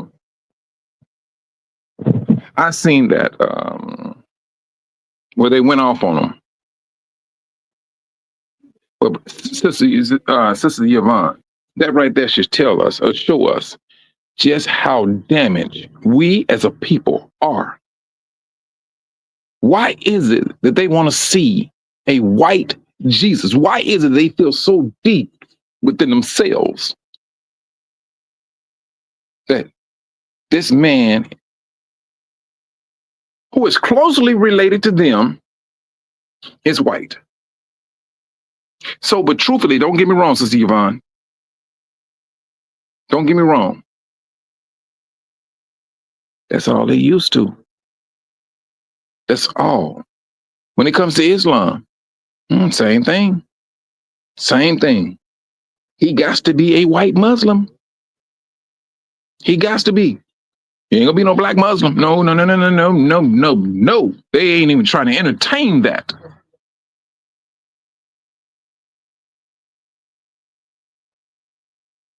Easter,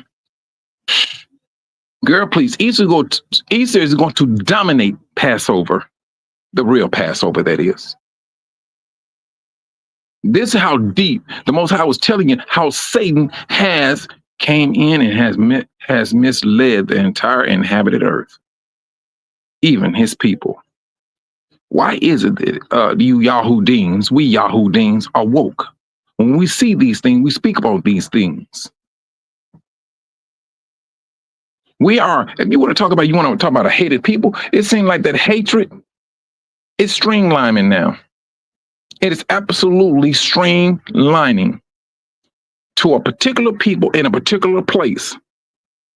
Because we starting to understand it. We already got heat. And I ain't gonna lie to you, sister. We have heat. We have some anger within us. It's a godly anger. Well, Elohim anger. Because we see truth. We speak truth. We try to teach truth. We try to encourage truth. But with all of that being said, you're going to have a battle in front of you. Because you're talking about coming up against principalities, wicked spirits in different places. This is what we got to contend with. We got all of this that we got to contend with this awakening. It ain't just the brothers, it's the sisters. We open up and we speak, oh no, I'm a descendant of Israel. Oh, you what? Man, no, you're not. Those are the people and they believe it. Because you got a white Jesus, they believe everything. Everybody in the Bible, white?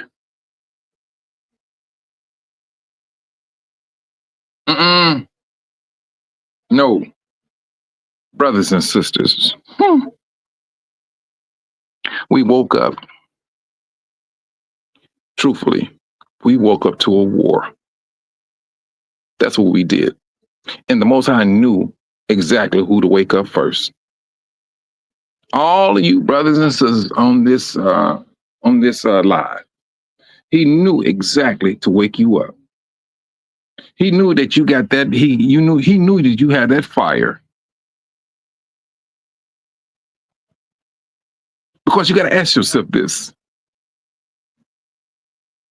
How is it this small group of people and you got a massive amount of us that's still comatose? Why? The Most High knew exactly who he needed to wake up. The exact number to do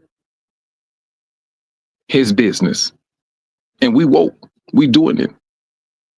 We go on top of conflicts, brothers. On top of conflict, we still continue to proclaim who we are, who we serve, and who we have always been. The world ain't ready for that, and they're not even trying to entertain it because we're messing them with their way of life. And their way of life is lies. Their way of life is built on lies.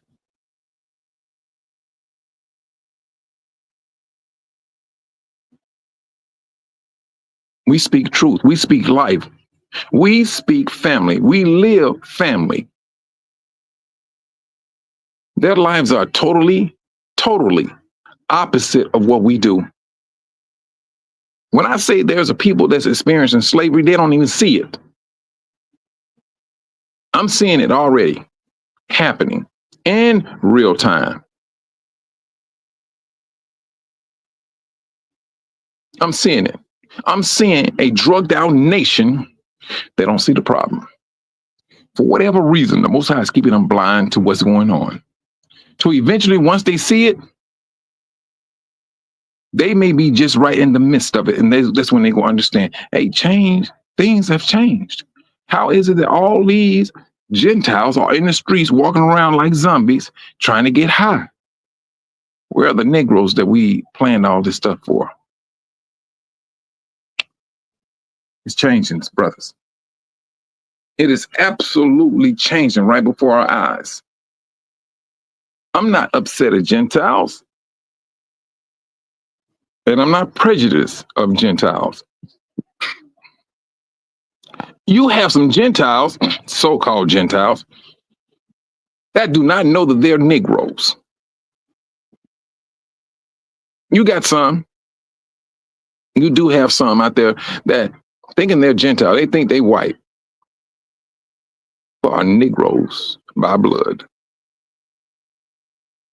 and let this be out there. Let them know. I mean, hey, but for the vast majority of people, of Yah's people, they are Negroes. The world came up with the color barrier, black and white.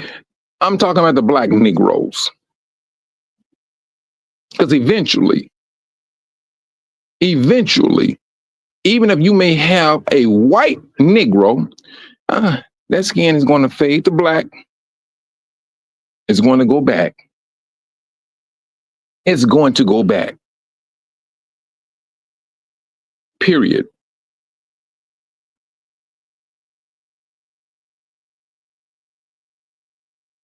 This is it can be a stressful time, and at the same time can be a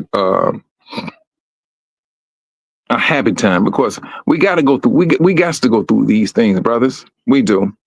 We got to go through a lot of pain, agony, and things of that nature. This is the birth of a nation, and right now, the present power, their anguish is fighting to maintain power, fighting to stay in power. Well, this is the reason why they had the the April 5th stuff. They know what they're trying to do. They know we need these people to hop on this side here, because these people over here, they're against Negroes. But then at the same time, they know they need Negroes. Both sides need us, but we should not be out there. What's the word? Up for sale. We should be set apart. We should be saying, no, I can't keep company with you. That should be the word that should be uttered to these political sides. That's what should be. That's what we should be saying. Should be, but it's not being said. People looking at that money. Oh, wait a minute! If I get out and I say this here, they go pay me a few $100,000 to get up here and say a few words.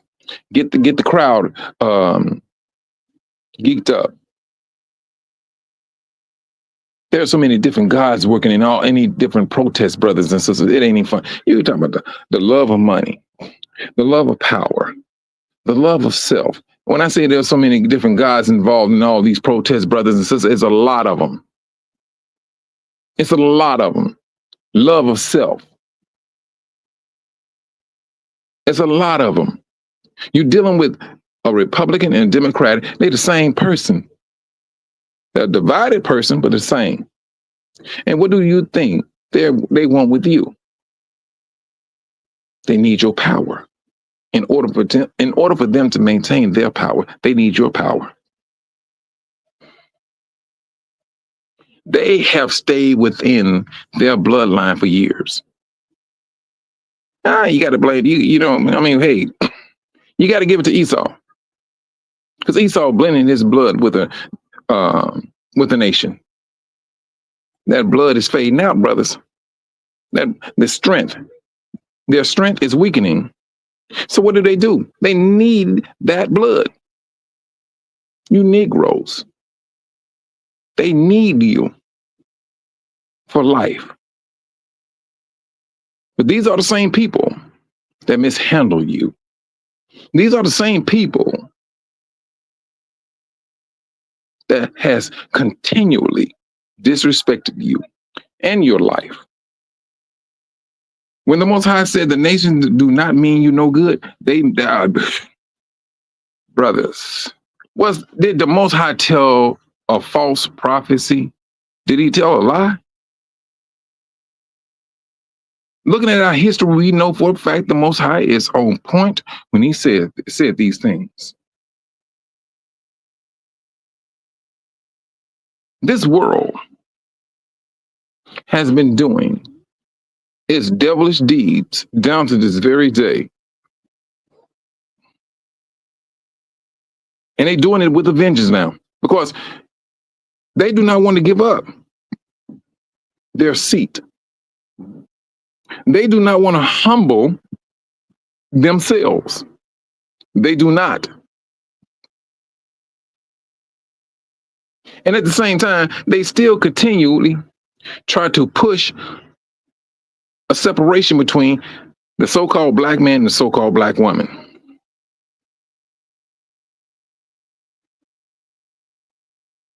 Until we come together as a whole, ain't no such thing as a black woman's power. There's no such thing as a black woman's power. It's not. There is a such thing as a people's power. The Most High said Israel would come together. Two sticks. The Most High said, Israel, you men, stay with these sisters. Stay within your blood.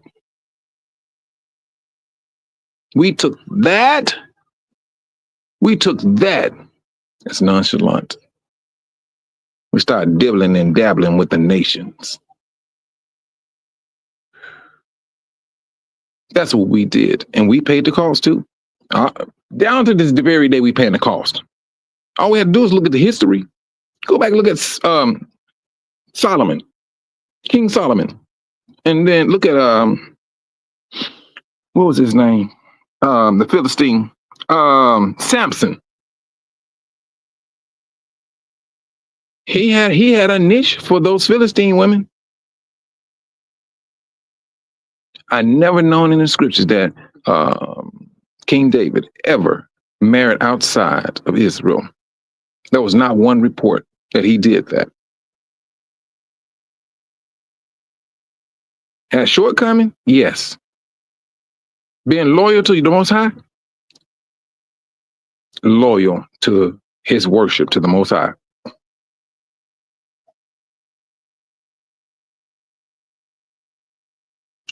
You know, Sister Yvonne,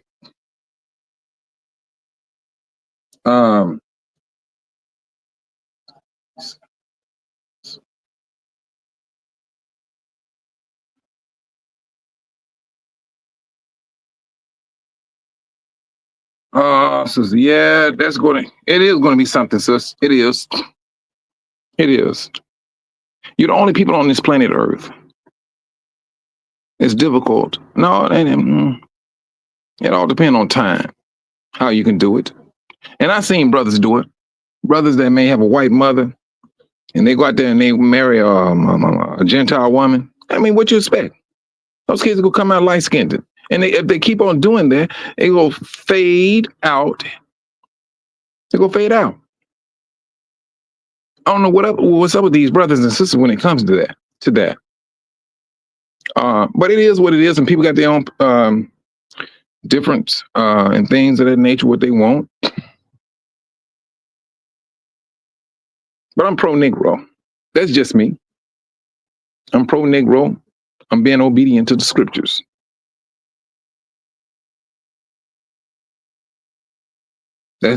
That's just me. But I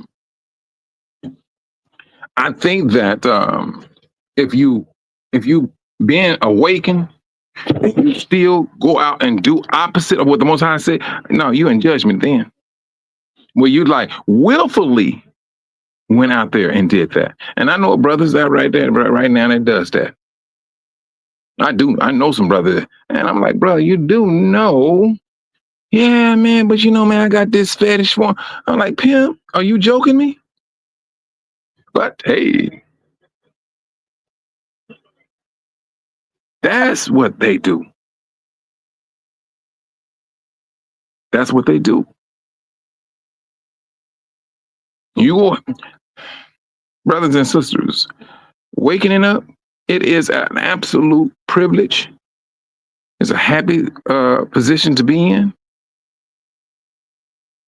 But that ain't gonna change your flesh unless you change it yourself. That's one thing it's not going to do.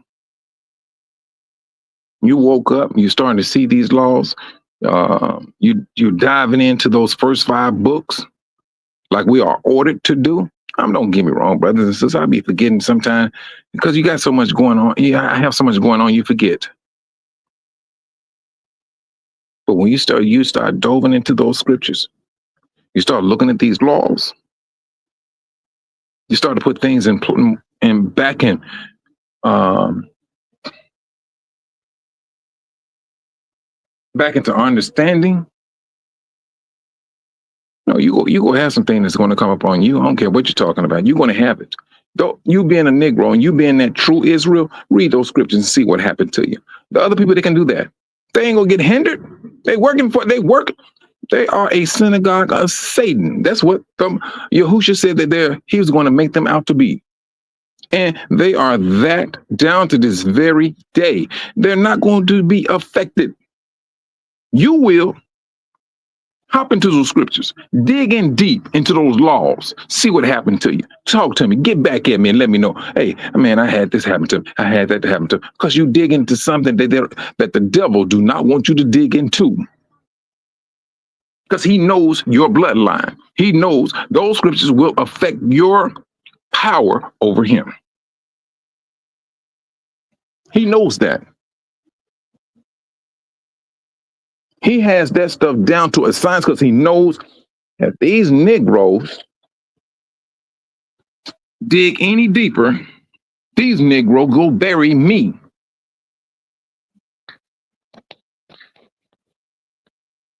It's a whole lot more.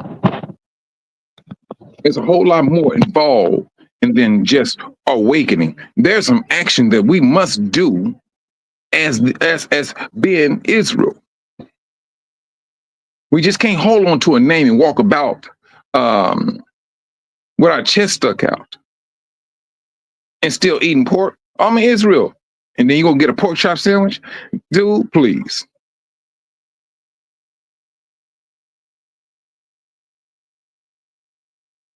Yes. This, brothers and sisters, when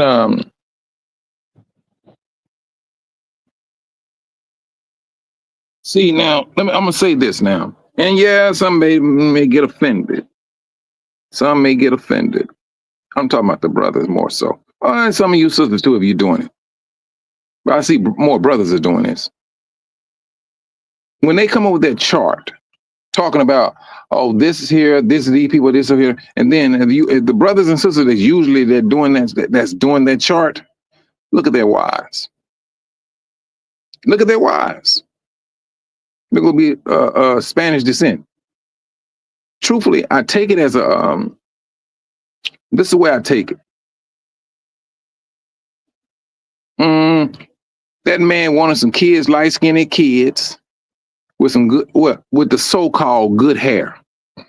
That's how I look at it. Now, give me a child with the so-called nappy hair. Give me that child with that woolly type hair. You literally are stepping away to the person you resemble. That is Yahushua, who describe themselves with woolly hair. You literally are stepping away because the world told you, oh, you got bad hair. Your skin too dark. I'm not feeding into that dumb stuff.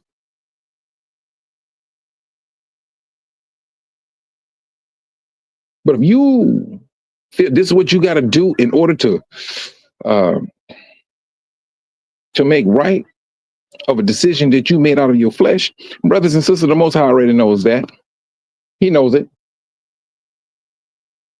And we're not going to sit up here and think we're not going to stand before the Most High and think we're going to fool him.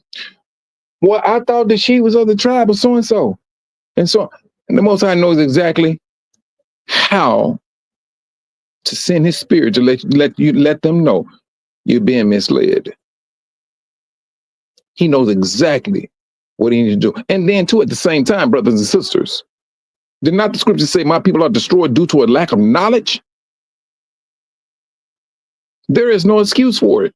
You ain't gonna sit up and tell me that the whole country of a particular people are this tribe here is Israel, when the Most High clearly states his people will be least of all people in numbers. That's what the Most High said. That is just a simple scripture that supersedes Their lot when it comes to these 12 tribes of Israel scattered throughout the earth. I'm just trying to figure out who the agents are supposed to be.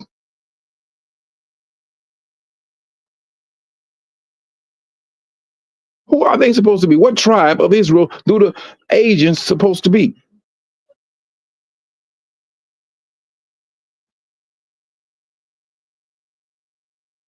Sister Yvonne, Dan, all right, I got you. That's funny though. Mm, mm, mm. That's it. To get rid of the same bugs. The same bugs. But some of us fell up under this thing that there's a whole lot of stuff that's bad about us. When in actuality, no, it's not.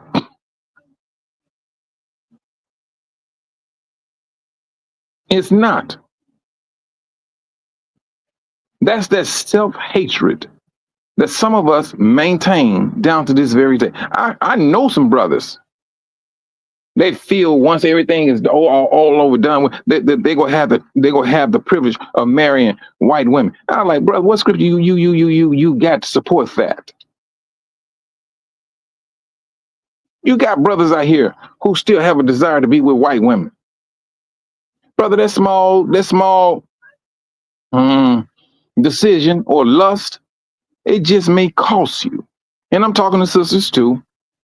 It may cost you. Because when the Most High, how is it, brothers, that these Gentiles, they know the importance of their bloodline? Satan knows that. How is it that we, stiff-necked, don't understand that? Yeah, captivity, I get it. I understand it. I get it. But once the Most High wakes you up, and then at the same time, you got two different cultures. And for the Gentile side, usually, whether it's a brother or sister, they follow the Gentile side. That's what they do. It's as if they have a power over you. You're supposed to be the man of the house. Your culture, as a man, supposed to dominate off the top.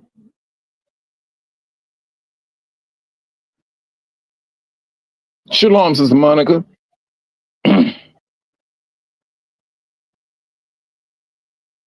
That's what we're supposed to be.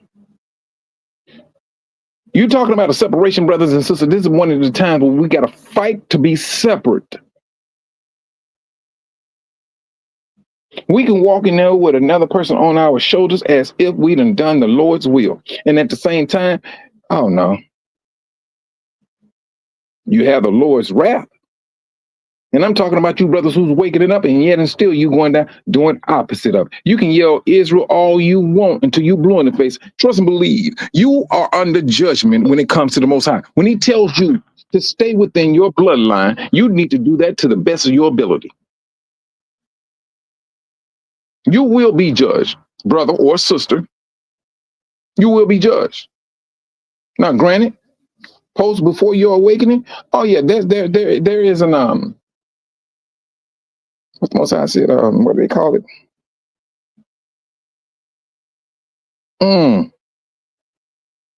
I'm not speaking of those post awakening. I'm speaking about the brothers and sisters that comes after the awakening.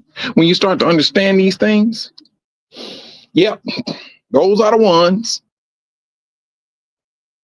And even if a Gentile do come into the fold,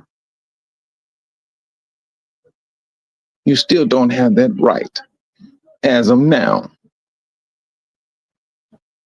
to blend that blood. You do not. You have to wait on the Most High to settle all of those matters. And out of the thousands of years that the Most High kept telling Israel, stay within your bloodline. The Most High don't make mistakes. We are a people, a holy nation, a priestly nation. Let that soak in, Israel. If you are a priestly bloodline and you bring in another bloodline, you have contaminated the priestly hood bloodline.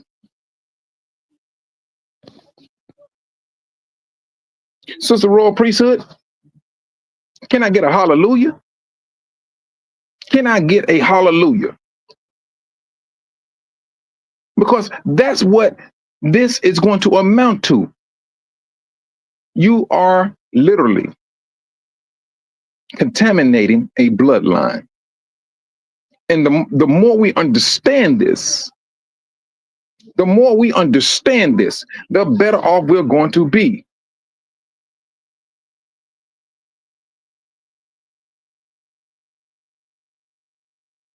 Yes. That's what I'm talking about, sis. We got to, I know, brothers, don't get me wrong. I understand. Yeah, we were asleep. We woke up. We was trying to be like the nation, but when the Most High woke us up, he said, you're better than them. They need to be like you. Need to be like you. Not of you, but like you. They want to follow the laws, so be it. They want to follow the dietary laws, yes. They can walk with you. They can't be you, but they can walk with you.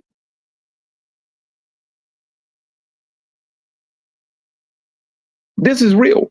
This separation is set apart. It is absolutely real. Brothers, this is that fleeing away. This is that fleeing within.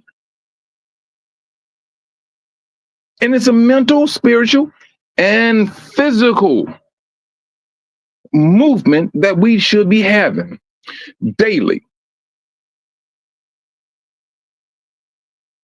Bro, these women nowadays, they this and they that. You know what, brothers and sisters, it may be that may be the truth. But then that's where you got to use your knowledge. Is this person really good for you? Pray to the Most High. Ask the Most High. Is this person really good for me? Is this person spiritually attuned? Are we spiritually attuned? That's what you got to ask yourself. With anyone, sisters, the same thing. When it comes to brothers, some of them is not right. I mean, they may not be right for you at that particular time, but they may be getting right. But at that particular time, no, they may not be right for you. You pray to the Most High and ask him to lead you. What, brothers and sisters, let me tell you something else now. When it comes to that, damn, this thing is soaking wet. When Achan did what he did, Joshua, the Most High told him, he said, no, Israel sinned. Israel sinned. You know what Joshua did? He went through the camp of Israel. He was casting lots to find out who was the culprit. When I say, brothers, he was casting lots, he was casting lots. Like you may say dice. He was throwing dice in front of different tribes till he got to the tribe that was responsible for it. Now, once he got to those tribes, he started casting lots on the individual men. So he came down to Achan, and the lots, they were serving as Yahuwah's decision. All right, this is the person. And when Joshua got down to Achan, he recognized all these lots points towards you.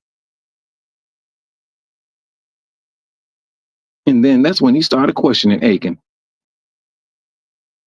He cast lots. Brothers and sisters, do your research upon it. Israel casting lots. Those Israelites wanted confirmation from the Most High.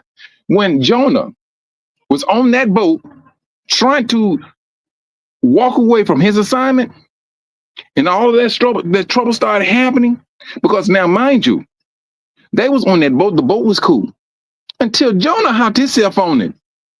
When Jonah hopped himself on that boat and that boat wrecked and everything, Jonah knew exactly where that storm came from. They cast lots. They cast lots to find out who was the person that is responsible for this uproaring of the sea. And no lots, guess where it pointed it? Went straight to Jonah. If you think I'm joking, brothers and sisters, go read about it. They cast lots. This is what we did. We did these things. We cast lots, and those lots came right back on. And they threw Jonah into the sea. And guess what happened? The storm stopped once he was off that boat. Brothers and sisters, go in there and look at our history for casting lots to get confirmation from the Most High. If you got any questions about anything, you want confirmation from the Most High, do what our forefathers did. You can pray about it, ask the Most High to give you confirmation. So be it. Believe it. Move with it. And the more we start to believe it, and the stronger we're going to have trust in the Most High when He says things. And I can almost guarantee you, those brothers did not pray for their foreign wives. They came over with something, and truthfully, brothers and sisters, I'm still trying to understand how they come up with the notion. And I think they're basing it upon one of the brothers' books. There's a book, and they're basing it upon that. But see, this is, and when I say brothers and sisters, I tread lightly outside of the Bible. I tread very lightly. The Bible is our history. And there's nothing in the Bible that speaks about the first 10 tribes going all over the earth. The Bible never once spoke about this tribe is going to sell Judah into slavery. The Spaniards, the tribe of whoever they're supposed to be, will gain power and come back and throw their brother into slavery. I'm quite sure the scriptures would have put that in there. If this is what this is going to turn about, trust and believe, the Most High will not leave us in the dark. He will not leave us in the dark on something like that. And this is what I say to those brothers. I can't follow that 10 tribes chart. Because 9 times out of 10, it's feeding a fetish. It's feeding a fetish. Because now you got to ask yourself, all white people are not Esau. So who do you say the rest of the whites are? Who do you say the Irish are? Do you see them on that chart? Come on now. Just be real about this stuff.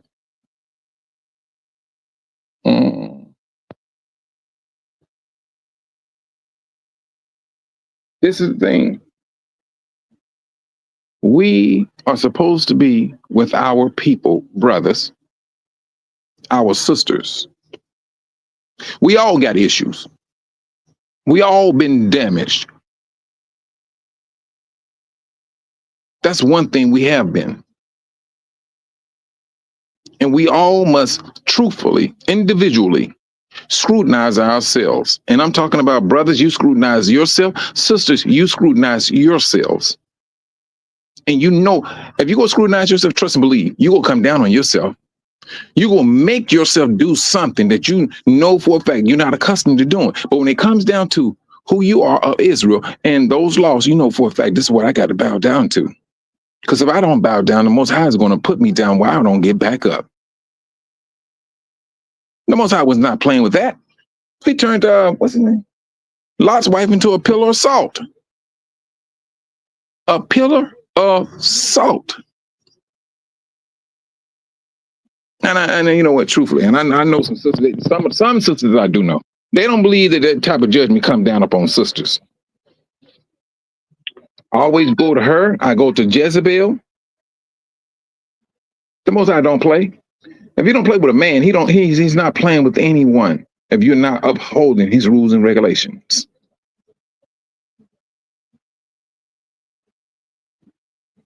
The world has lied long enough. Their lies have been told for a long time. a long time. It is an infectious disease that they tell. And we got to get all of that nonsense out and away from us. And the only way we're going to do that is by separating, being set apart, and maintaining that set apartness. And it's going to be those brothers who's going to do that, who's going to uphold that, that's going to stand before the Most High with a proudness that they upheld those laws, keeping their sisters by their side. When it comes to that other seat, there's not nobody else outside of Israel sitting in that seat next to that brother.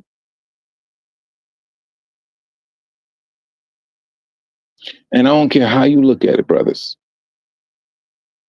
That foreign woman will never sit in Israel's seat. Believe that. There's going to be another Israelite sitting beside that man. You're not going to wing in anything. You're not going to bring in anything outside of the presence of the Most High. When he said, this is the way it's going to be. What you think, that the Most High is going to bow down to our flesh? Because you wanted this here with some long hair. You wanted Becky? Dude, please. Let that nonsense ride into the sunset. But that's exactly what it's going to be. Did you not read when the Israelites went out and married all those foreign women, had kids and everything? The Most High got so upset, he said, get those women together, get the kids from those women and send them away. When he talk about a bloodline, brothers and sisters, he is absolutely real on that bloodline. We wake up and we come in, we want to manipulate history. I ain't gonna say the scriptures, history. To feed a fetish, we're the same people. Back then, we're the same people right down to this very day with this awakening.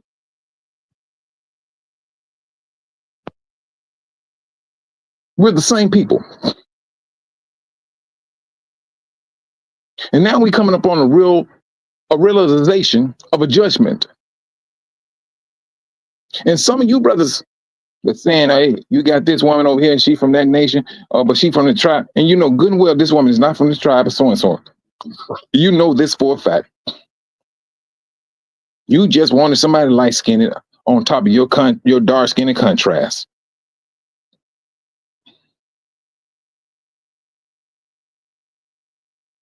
This is not prejudice.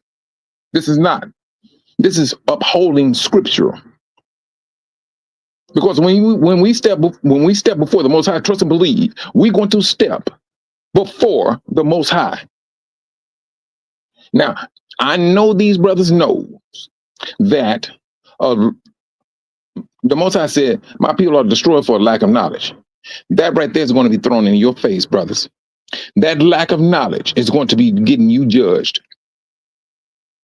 Because you push that out there and you open up a door for other brothers to follow in your footsteps. You cause a division within Israel. That's what you're causing. That's all. You tainted a bloodline. You are literally tainting a bloodline. All right, granted, yeah, the world told us something totally different. They taught us we all God's children. We wake up and couldn't find out, no, we're not. You are of another seed. The Most High, he let that be known nearby from day one. When Adam and Eve sinned. There are two, at least we know of two bloodlines out there. And we belong to Yasharel. This is that priestly bloodline that he do not want contaminated. He don't want it contaminated. He does not. And yet and still, some brothers out there contaminating that bloodline like it ain't no thing, because they believe in what they're believing.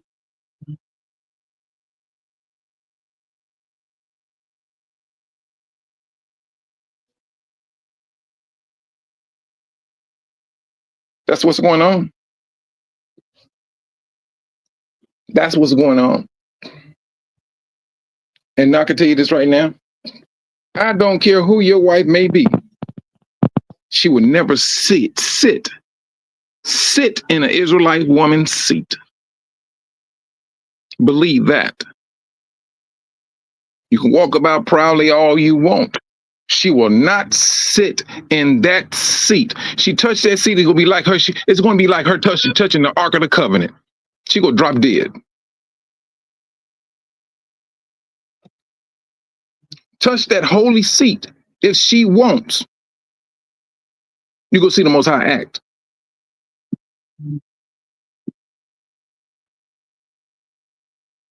It is a bloodline that we need to be maintaining, just like the Most High is maintaining. He's given us the instruction of what we need to do. If the Gentiles can do it, what makes you think that you should not be doing the same thing, Israel? Do you see them stepping outside of their bloodline? I think Prince Harry about the first one that did it, but then when he boiled it down, he ain't too much step too far. That woman's father is a Caucasian guy. Mother, she's a Negro. But she breeded right on out. She breeded right on out into her father's bloodline. Not her mother's, her father's. They don't want to hear this. They'll talk about it.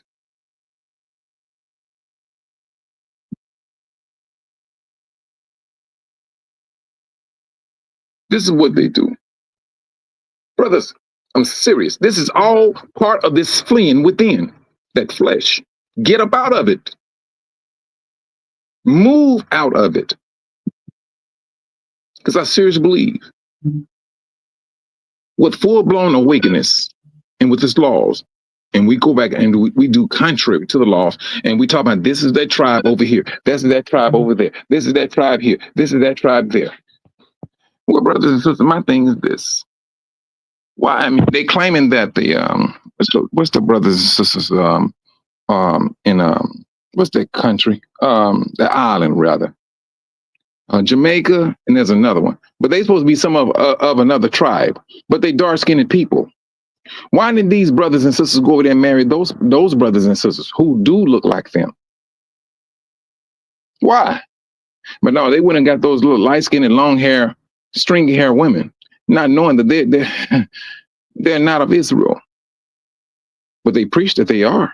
Now, this is what the book of Jeremiah is talking about. Brothers and sisters out there preaching something that the Most High did not, he never sanctioned that. He never sanctified that teaching. He never said anything of the kind. They put themselves under judgment. So if it's not in those scriptures, brothers and sisters, you went contrary to the Most High. He got his book of understanding. He has his book of laws that we have. Not the Dominican Republic. It's another one. Haiti. That's who I'm talking about. Haiti. The Haitians. True Negroes down to the bone. Why don't these brothers go there and marry those sisters if they feel a certain way about the African Americans? Why? They went straight to those light-skinned ones. Prove to me, scripturally based, that these people are Israel. Because I tell you, if you go by DNA is telling no. These people are not related to you at all. That's what DNA says. But then when it comes to those brothers, they don't believe in DNA because they don't want to hear that information.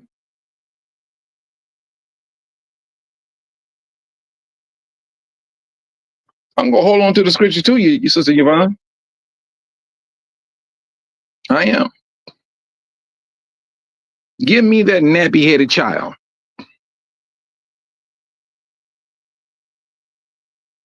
We can do things with our hair. That's one thing we can do.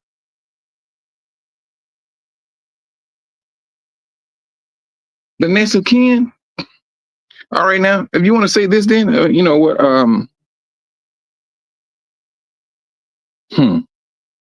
No, brothers and sisters, this fleeing within,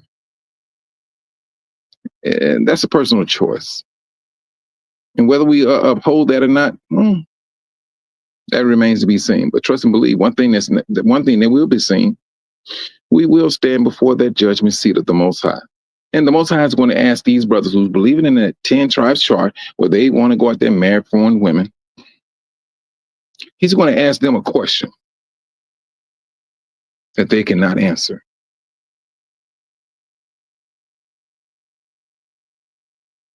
He's going to ask them one simple question that they can't answer, and is going to condemn them.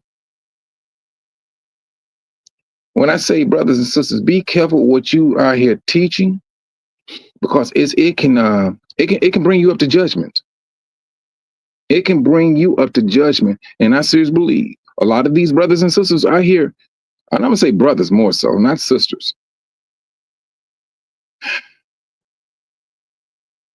You go find yourself standing toe to toe with the Most High. Well, I ain't gonna say it's toe to toe like you go do something to him. I mean, I shouldn't say that. You go find yourself standing before that judgment throne. What, you think I'm gonna be standing before the judgment throne with a Negro on my side? Not on that. I was like, look, this is a Negro. She can sit in that seat. But can the nations can? The nations not ordained to sit in that seat. Only a particular bloodline, Israel.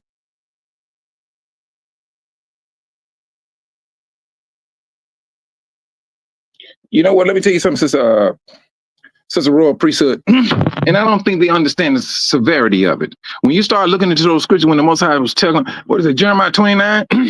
It speaks about it. Jeremiah chapter 12, it speaks about it. How Israel will be teaching Israel false doctrine. That's in the scriptures. And however that's flowing over their head, it's like they choosing it to fly over their heads.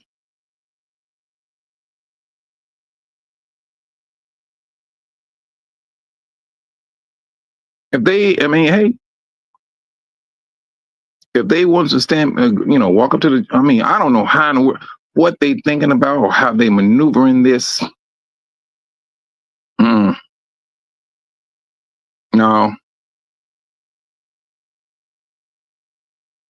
But I'm going to continue to speak against it. That's just me. I'm going to speak against, if you waking up and you kind of find out that his name is not Jesus Christ, and yet and still you keep calling him Jesus Christ down to the day of Armageddon, and you get yourself into some trouble, and you call upon the Most High, and he don't answer. Oh, well, you better check the name out then. I'm calling Sister Yvonne, Sister Pookie. Pookie! I'm yelling, Pookie! Pookie ain't never answer. She looks at me like I'm crazy. Who are you calling? Who are you looking for? Pookie, don't you hear me calling you? She look at me. My name is Yvonne. So now you just imagine now, you in trouble. You calling on Jesus who never existed. And Yahushua told you that his name is Yahushua. He comes in Yah's name. Yah is salvation. The IC people, they call upon Jesus Christ. They are accustomed to that name. Accustomed, when the Most High says, separate yourself from everything of Babylon. Jesus Christ is part of Babylon, brothers. And the reason why I say that, because don't they believe in Christmas? I mean, granted, I know the brothers, they don't believe in Christmas, but it's the name. That name was put there, the image was put there to lighten the load of the people, to make them feel comfortable of a white, blue-eyed Jesus. When in essence, all you have to do is say Yahushua. That's his real name.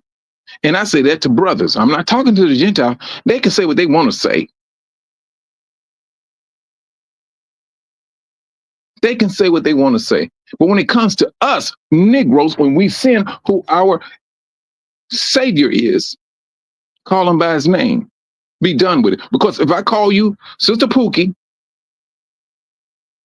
and you and everybody know, oh, that's Sister Yvonne. Why are you calling her Sister Pookie? Come on. Take the scenario and reverse it.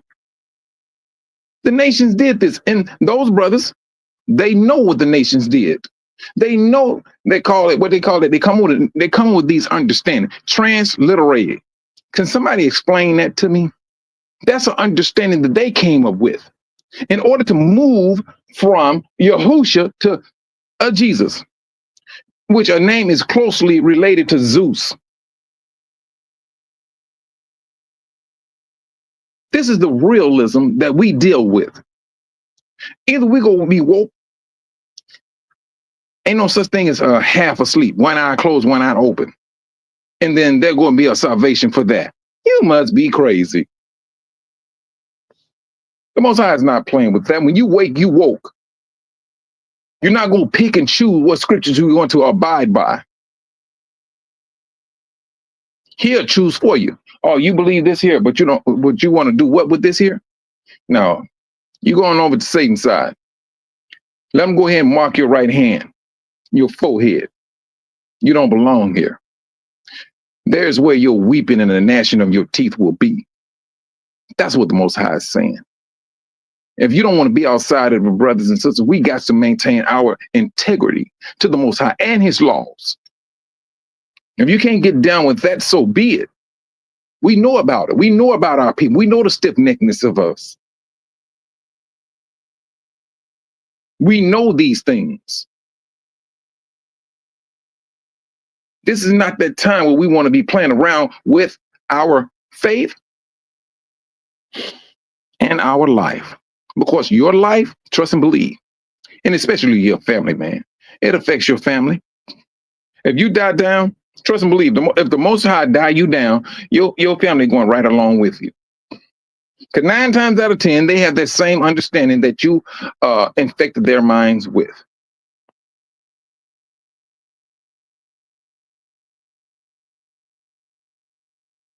We are a set apart people. And if you can't get down with that, so be it. I'm not holding nothing. Well, let me take that lie back.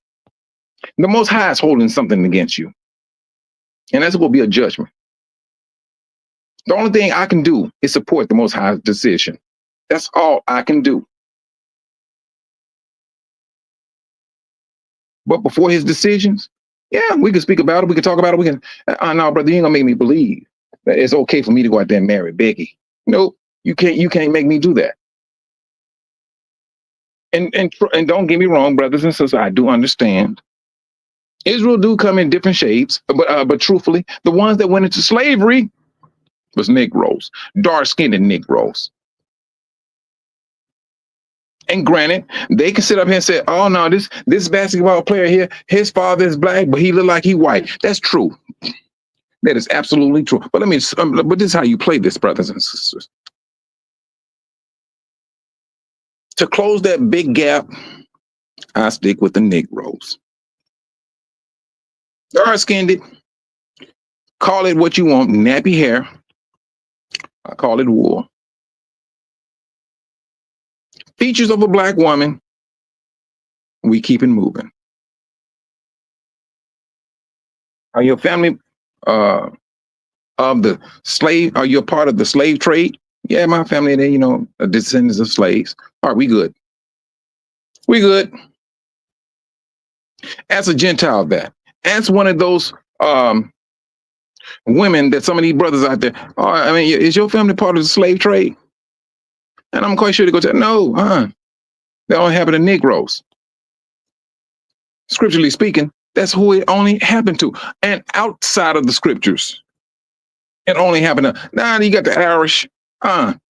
They was not in slavery. They was in, what do they call it? They got paid, put it that way. They got paid. but they couldn't keep up. They was weak. What they call that the Irish people was in? It wasn't slavery because they got rectified real quick. Yeah, what was that called? Um, Indentured. That's what they were. But they did not consider them slaves. They had the free will to walk away.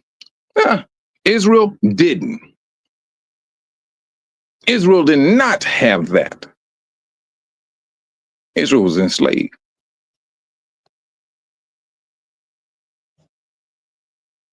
I think this is one time. Indentured. Yes, exactly. Thanks a lot, Sister Zenobia.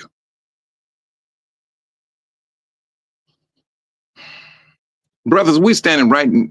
We're so close to judgment. Let us do our best to do what we're supposed to do faithfully by the scriptures. Especially when it comes to our sisters. You can walk in here beside Becky and thinking you can walk into the crowd and everything and saying you did the Most High's will. Most High, slow it down. Slow it down. He go look at your history.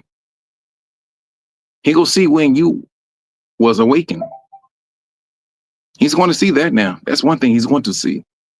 We're not going to go in there and think we're going to fool the Most High, brothers. And I'll say to these brothers, make sure your I's are dotted and your T's are crossed. And that you got scriptures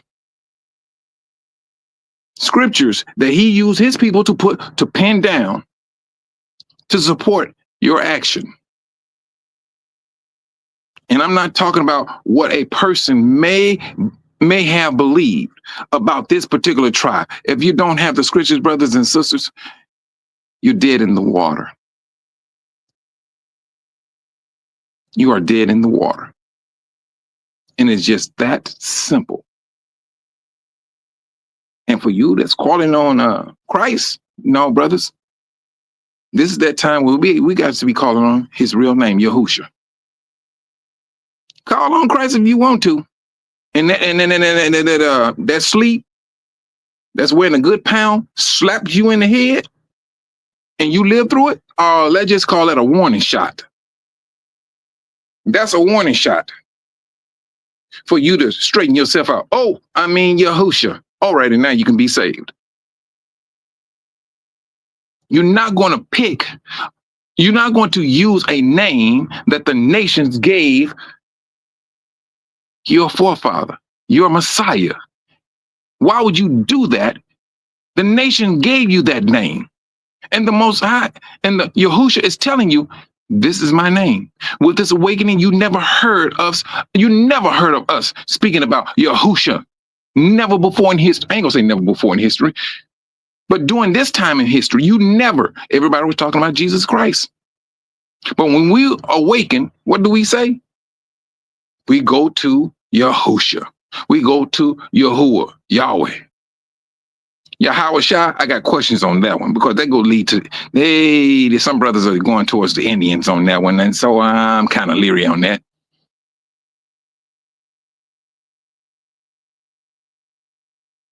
Brothers, no matter how you see it, the day is going to come where the Most High is going to rectify all matters. He is. That wilderness, yeah, that wilderness, that's the one that's going to do the cleansing. That's that one that's going to do the cleansing. There's going to be a cleansing. You're going to see brothers, sisters, fall to the left, fall to the right. Because when the Most High put out his rules and regulations, he don't sit there and he bargain with you. He don't bargain with us. He gives them out. And it's going to be about you paying attention to him. People say we can be some hard people, and we can. We can be some hard people. We be hard upon ourselves. We be harder upon ourselves and our kind more than the nations. We do.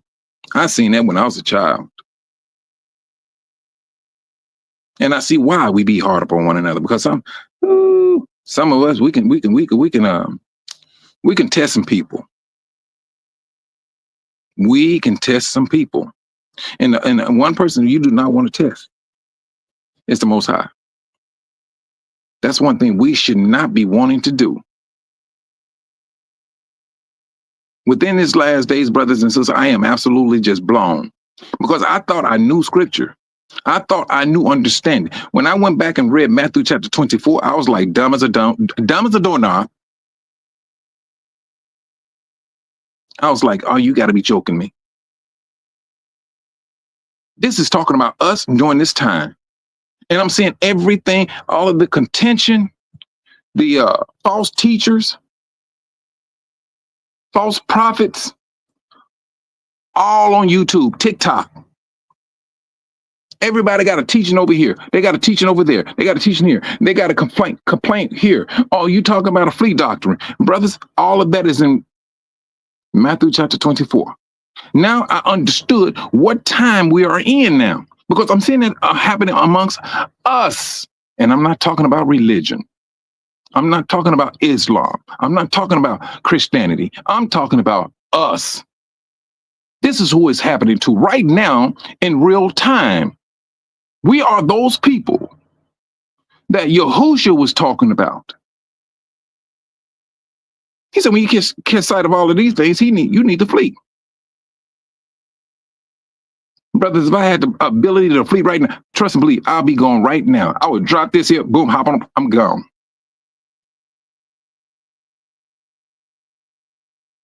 But everybody will not be able to do that. And I'm not going to knock brothers and sisters who sit back and hold tight. I'm going to support them. Whatever I can do from a distance, I pray that the Most High give me the strength to do it. Because that's what I'm supposed to do for my brothers and my sisters. Don't get me wrong. My brothers, my sisters are going to work that last nerve. They go do that off the top. But sometimes, I kid you not, brother, you got to press on. You got to press on.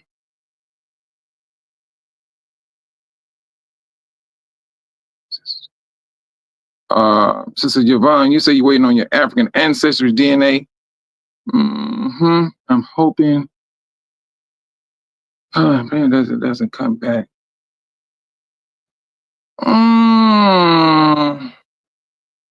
Sister Yvonne, are you? Let me ask you something. Are you? Are you a descendant of slaves? Because I ain't found. I never. Well, let me take that lie back. Yes, I did. Yes, I did. There was one brother, and he did the DNA, and that brother Hamite. I mean, he looked like us. I kid you not. And he was talking about how. Wait a minute, you are a descendant of slaves? No, hey, sister, I don't think you got that problem, sis. Are you a descendant of slaves on both sides, your mother and your father, Sister Yvonne? I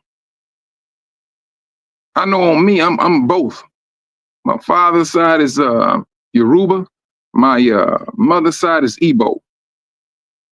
And I always looked at my grandmother. Now, when I was a child, and I always seen that African in her. Always. I just seen it in her when I was a child. But then with this awakening, all of that comes right back to this very day. And I think about my grandmother. Nowadays, these generations now, they got Americanized, On both, no, sis, you probably go get, yeah. Because see, and I'm gonna tell you something, Sister Yvonne. The nations came in and they said this. The nations came in and talked about it's only about they said 6% of 60% of African American have at least one bloodline of Israel. They said this. And I'm like, no, they lying. I'm quite sure it's gonna be both sides. And the majority of brothers and sisters I talk to, both sides Mother side, father side, boom, Nigeria. And my grandmother, my father, both sides, Nigeria. And then on top of that, I did three of them, sister. I did three different, things, and all three of them came back top dog. I mean, I ain't gonna say top dog. Top of the list was Nigerian, just like history says. But then two of them gave me a map of the movement of my people. Starting, I mean, and it just showed all of them. The vast majority of them were Africa, on the continent of Africa, from East Africa to West Africa, going up to the northern of Africa and everything. And then our minds, the strongest part is the darker shade. So when they got taken from was in Nigeria, but they traveled to Nigeria. That's the thing. They traveled to there. But you look at the other ones, and the one that was the very lightest one of both of those maps from two different DNA groups, DNA companies rather, was always in the northern part. The northeast, and things of that nature, over in that area. That's what mine said. But then when we got down to it, they're saying, when I did the paternal, the maternal, and all that stuff, and they're saying, hey, but you're on your mother's side, Igbo. Father's side, Yoruba.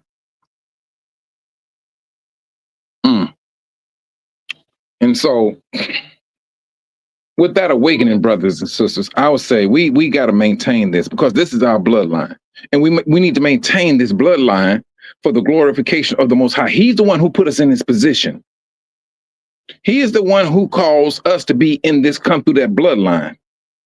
That is a privilege, a blessing, all at the same time, for us to come through this bloodline and to come to appreciate this being a set apart people, because he wants us to talk to the world, to show them this is the creator of all things. This is our God. This is the responsibility that we have, not for our flesh, but for our spirit. The only thing that will be about our flesh is that bloodline.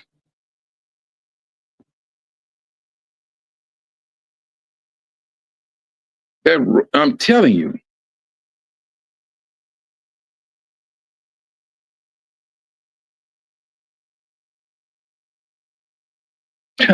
You know what, Sister Royal Priesthood, I had a lot of when I was in Chicago. Oh, good sister, let me tell you something. I lived in a building. It was full of a lot of brothers and sisters from Africa. If they was not from the Ivory Coast, they was from Nigeria. And they used to walk up to me speaking Nigerian. I'm like, nah, I don't understand. They're like, brother, you're not Nigerian? I'm like, no, because I didn't know anything about this, truthfully, because I wasn't awake, Sister Priesthood. And so they come talking to me, because you look just like this brother in my country. When I went to Africa, more so Tanzania, oh my goodness, good gracious, I seen everybody that looked like somebody. And at this particular time, it was me and Karis. We went there, we started seeing people that look like our family. We did. Brothers and sisters, we're not far apart. We're not. We're not far apart.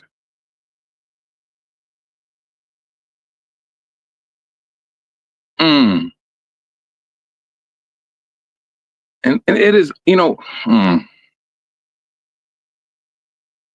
more we understand that blood that flows through our body, the more we understand that we're gonna understand the importance of our bloodline. We can't just haphazardly be hopping around like we hoes and pimps and things of that nature. No, we're not that. The Most High's name, his name, listen to me, Israel, is in your DNA. It's in your blood. It's in your blood. If you think I'm joking, do the research upon YHWH.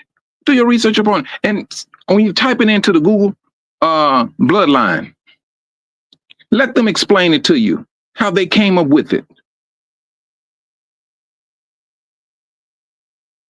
This is the reason why the Most High says blood is sacred to him. Brother, the sooner we understand the sacredness of that blood that travels through our veins, we're going to understand, oh my goodness, this is the position that I'm in.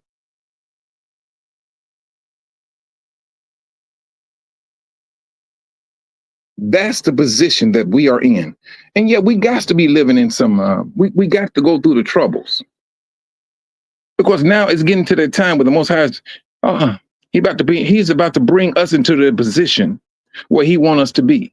Because now this is going to be a nation for a nation or nations. This is about a nation for nations. That's us for the nations. We have always been in service to the nations. Now we're about to sit as kings and priests and princesses and things of that nature for these nations.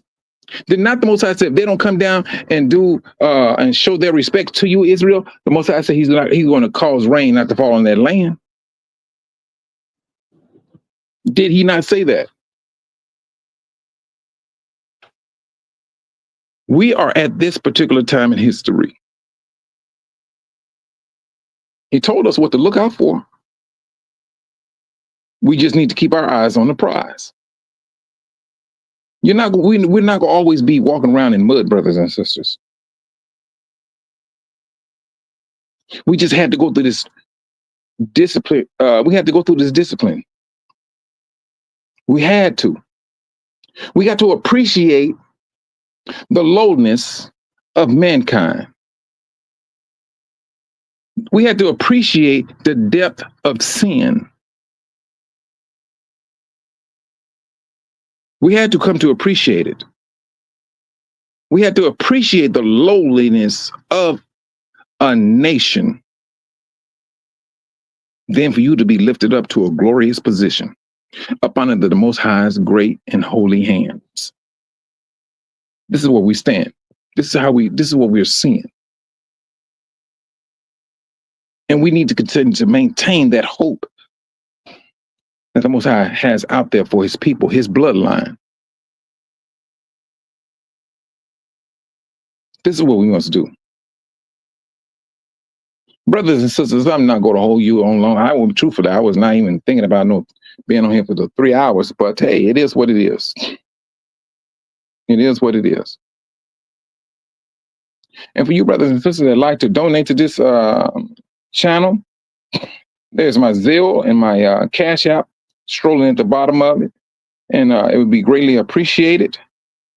But I will say this in closing. Keep your eyes on the prize. Brothers and sisters, step in front of the mirror. You're the prize. The Most High wants you to maintain that prizeness because he's going to save you. It's your bloodline that is absolutely holy to him. If he's telling you, or let me take that if, and and that's sad. We be saying if.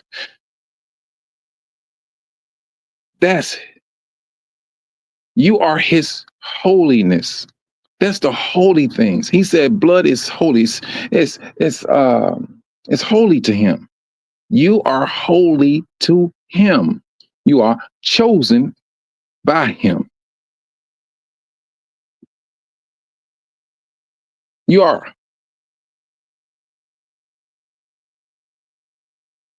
Keep your head on the swivel, Israel. These last days, yeah, they're going to be rough on us. Yeah, they're going to slap us around and everything. We going to be walking out with black eyes, big lips, and all of it. But it is for the glorification of the Most High. He's about to take us away from the devil, from the face of the devil. The devil understands the magnitude of that.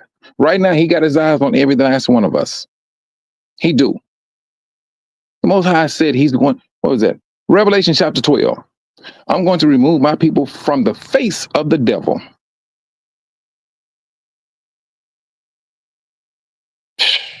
Come on.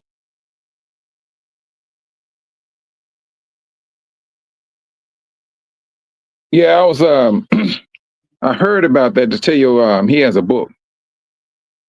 Yeah. I appreciate that, Sister Linda. I do appreciate that. Thanks a lot. Um, and brothers and sisters, like I said, once I get things, I'm going back. Well, I um, I know what my mission is. That's one thing I do know. Yes, I'm most definitely gonna stay in contact with Sister E, Sister Sheila, and Sister Stacy, because I'm most definitely gonna make it my aim to help my brothers and sisters from a distance. I'm going to do that, y'all willing. Um, the world don't have to know what I'm doing. I just know what I need to do my part. Because if I don't, I know for a fact I'm going to stand before their judgment seat. And I maintain that.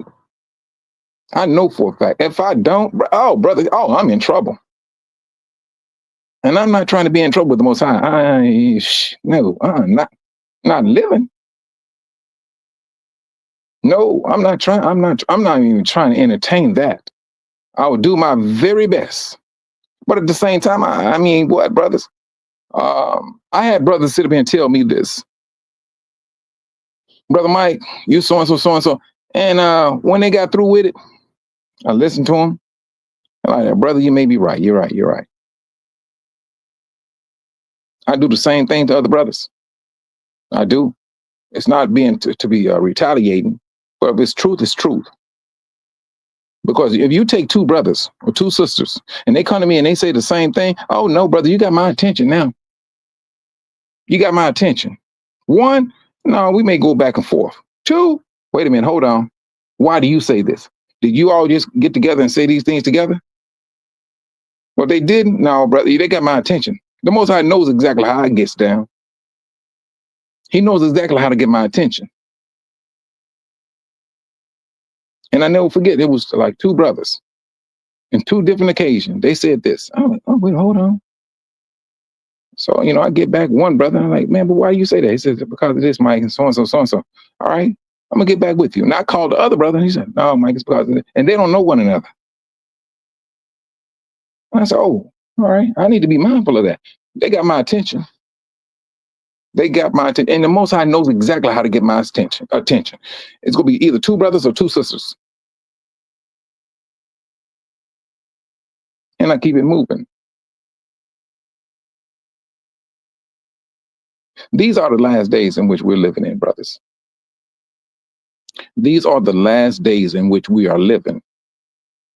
The people are doing what they're supposed to do. This nation is doing what it's supposed to do. They're setting this nation up for the okie doke. They feeling strongly about what they're doing. Let them do what they're going to do. And at the same time, brothers and sisters, yeah, we may get affected. We're still in captivity. And I'll say this to the brothers and sisters that may be on the continent and you got this going on and things of that nature. Just don't get on YouTube showing off your stuff. Be about your business when it comes to your brothers. Find out what organizations that are out there to help brothers and sisters from afar. The last thing these brothers and sisters need is for you to be showing off your house, your living situation. That's the last thing these brothers need to see. Make sure that your information that you give out to your brothers and sisters is more edifying than anything. We're not talking about your personal living situation, because that can be changed at the drop of a dime. This is just my encouragement to you, brothers and sisters on the continent. We have a habit of want to show off your new house and how you living. What are you doing to help your brothers? That's what we should be doing.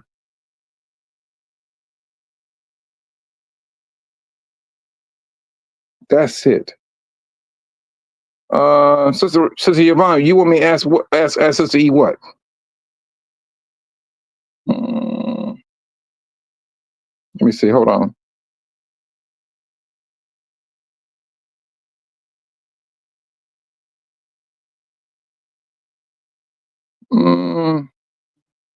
Because I know I got to get over there with them.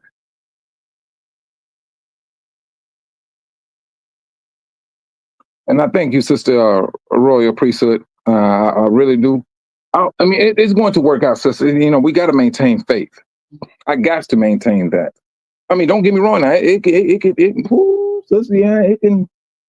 I mean, and you know, I'm gonna say this as the priesthood before you leave. Um, the thing that can get you if you're not being aware, you look at all those material things that you had. I had the trucks. I had oh shit, I had I like 4 trucks, one work van, nice place. I mean, since I was satisfied to come down to you don't have nothing. Yes, yeah, so it can mess with you because you're looking at where you was at, where where you used to be, and then you look at where you're standing at to this day. Yeah, if you let that get to you, it can break you down. It can. But I mean, I got to look at that stuff. I'm like, what? Vehicles, they go age faster than me and you. What? I mean, it is what it is. They go age faster than me and you. All that material things, okay, they did what they did. And and for the vast majority of people, sister, I handed them over to the Most High because I know for a fact you don't go in and you do things like this. Stealing, thievery, that's a sin. And I don't care how they think they go dress that up. And I'm talking about awakening Hebrews, or supposedly. That's what I'm talking about. So, I mean, I had to hand it over and then continue to work on my salvation. What? I seen it. I didn't seen it all. Well, I ain't gonna say I seen it all. I come to appreciate the position that I am in, and knowing that, hey, truthfully, it can go a whole lot worse, or it can go a whole lot deeper, rather. Is this a preparation for the wilderness? I don't know. I do not know. But I'm in it. I'm dealing with it. I move on about my business with it. And if we or brothers and sisters go through the same thing, hey, trust and believe. There are other brothers and sisters that went through it, and you can do it.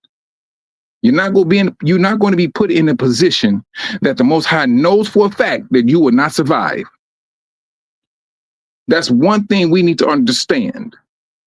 Everybody is not going to suffer the same thing because we all got different callings. We all have different callings. I know for a fact my calling is different. I know exactly what I must do. And with the things that I got to do, trust and believe, brothers and sisters. Woo.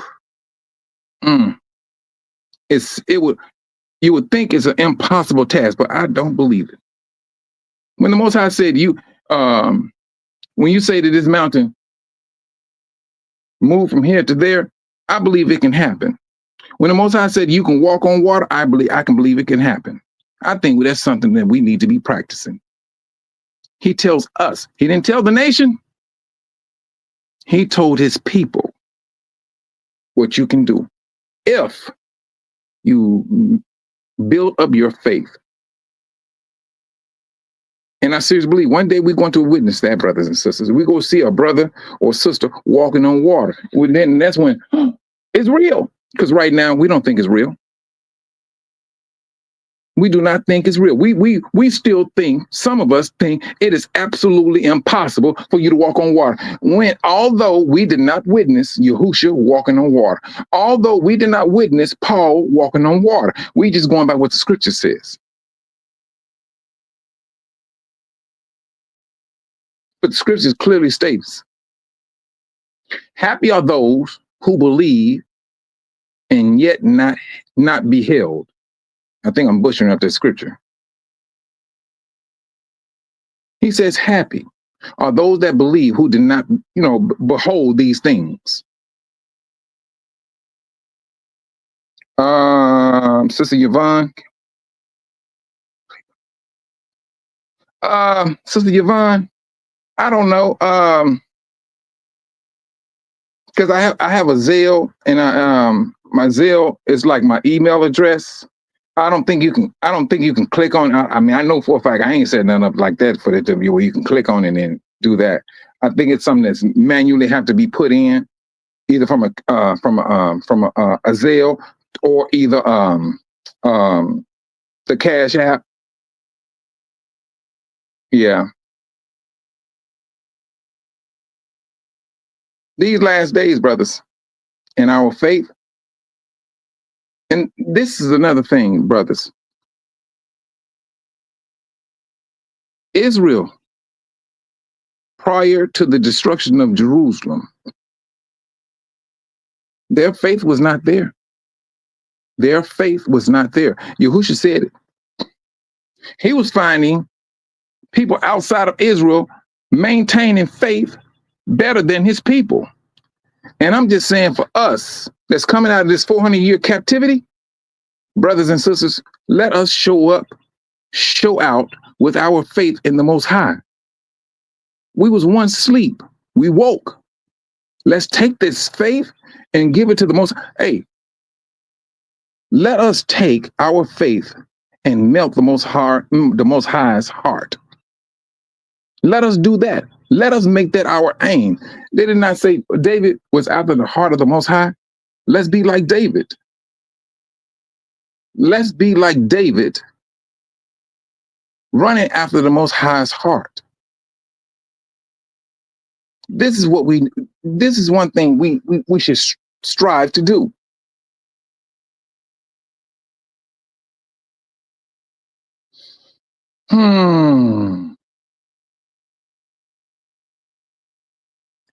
I tell you, brothers, we can walk on water. Whatever comes out of our mouth, it can happen. Life and death comes out of the mouth. We've seen that now. Now, if you want to talk about one thing, that's one thing that we do know. Let's go back to that. And let me see. I'm gonna say this.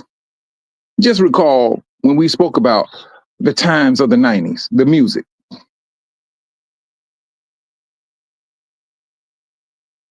Let's take all of that hurt, all of that negativity, and flip it around. Our sisters are not B's and H's. They're queens. Call them this. Let brothers come out there with all of their music.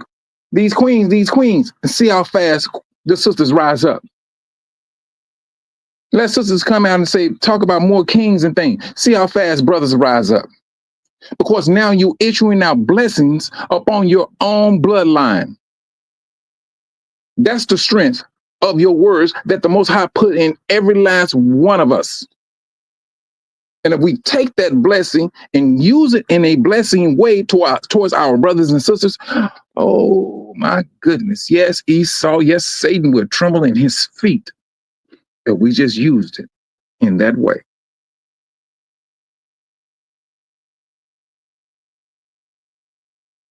Brothers and sisters, keep your head on a swivel. Stay safe out there. More importantly, let's maintain our set apartness from every ounce of this system. Let us do that. Keep your head on the swivel. Walk on water. Put your flesh under the test in order to determine the strength of your spirit. It's not to say your spirit is damned. I'm not saying that. But put your flesh to the test. See how much you can control your flesh and how your flesh needs to bow down to your wishes. The Most High gave you that strength to tell your flesh what to do, not your flesh telling you what to do, because that's what the devil wants. Because that's what the devil used against Eve. He used her flesh as a dominant species to work against her spirit. That's all he did. He himself hopped into a fleshly side, although not being flesh. He took his spiritual side and dove head first into a flesh. That's what he did. That's why sometimes you may see in the scriptures that he's a man. When it was talking about the wheat and the tares, how Yahushua saying a man did this, it was talking about the devil, because he dove into his flesh. He dove into a flesh that did not belong to him. We had both. We had the flesh, the spirit. The spirit dominated the flesh, although we being in flesh. Satan didn't want that. He did not want that. Brothers and sisters. No, thank you, Sister Yvonne Daniels. You all be safe.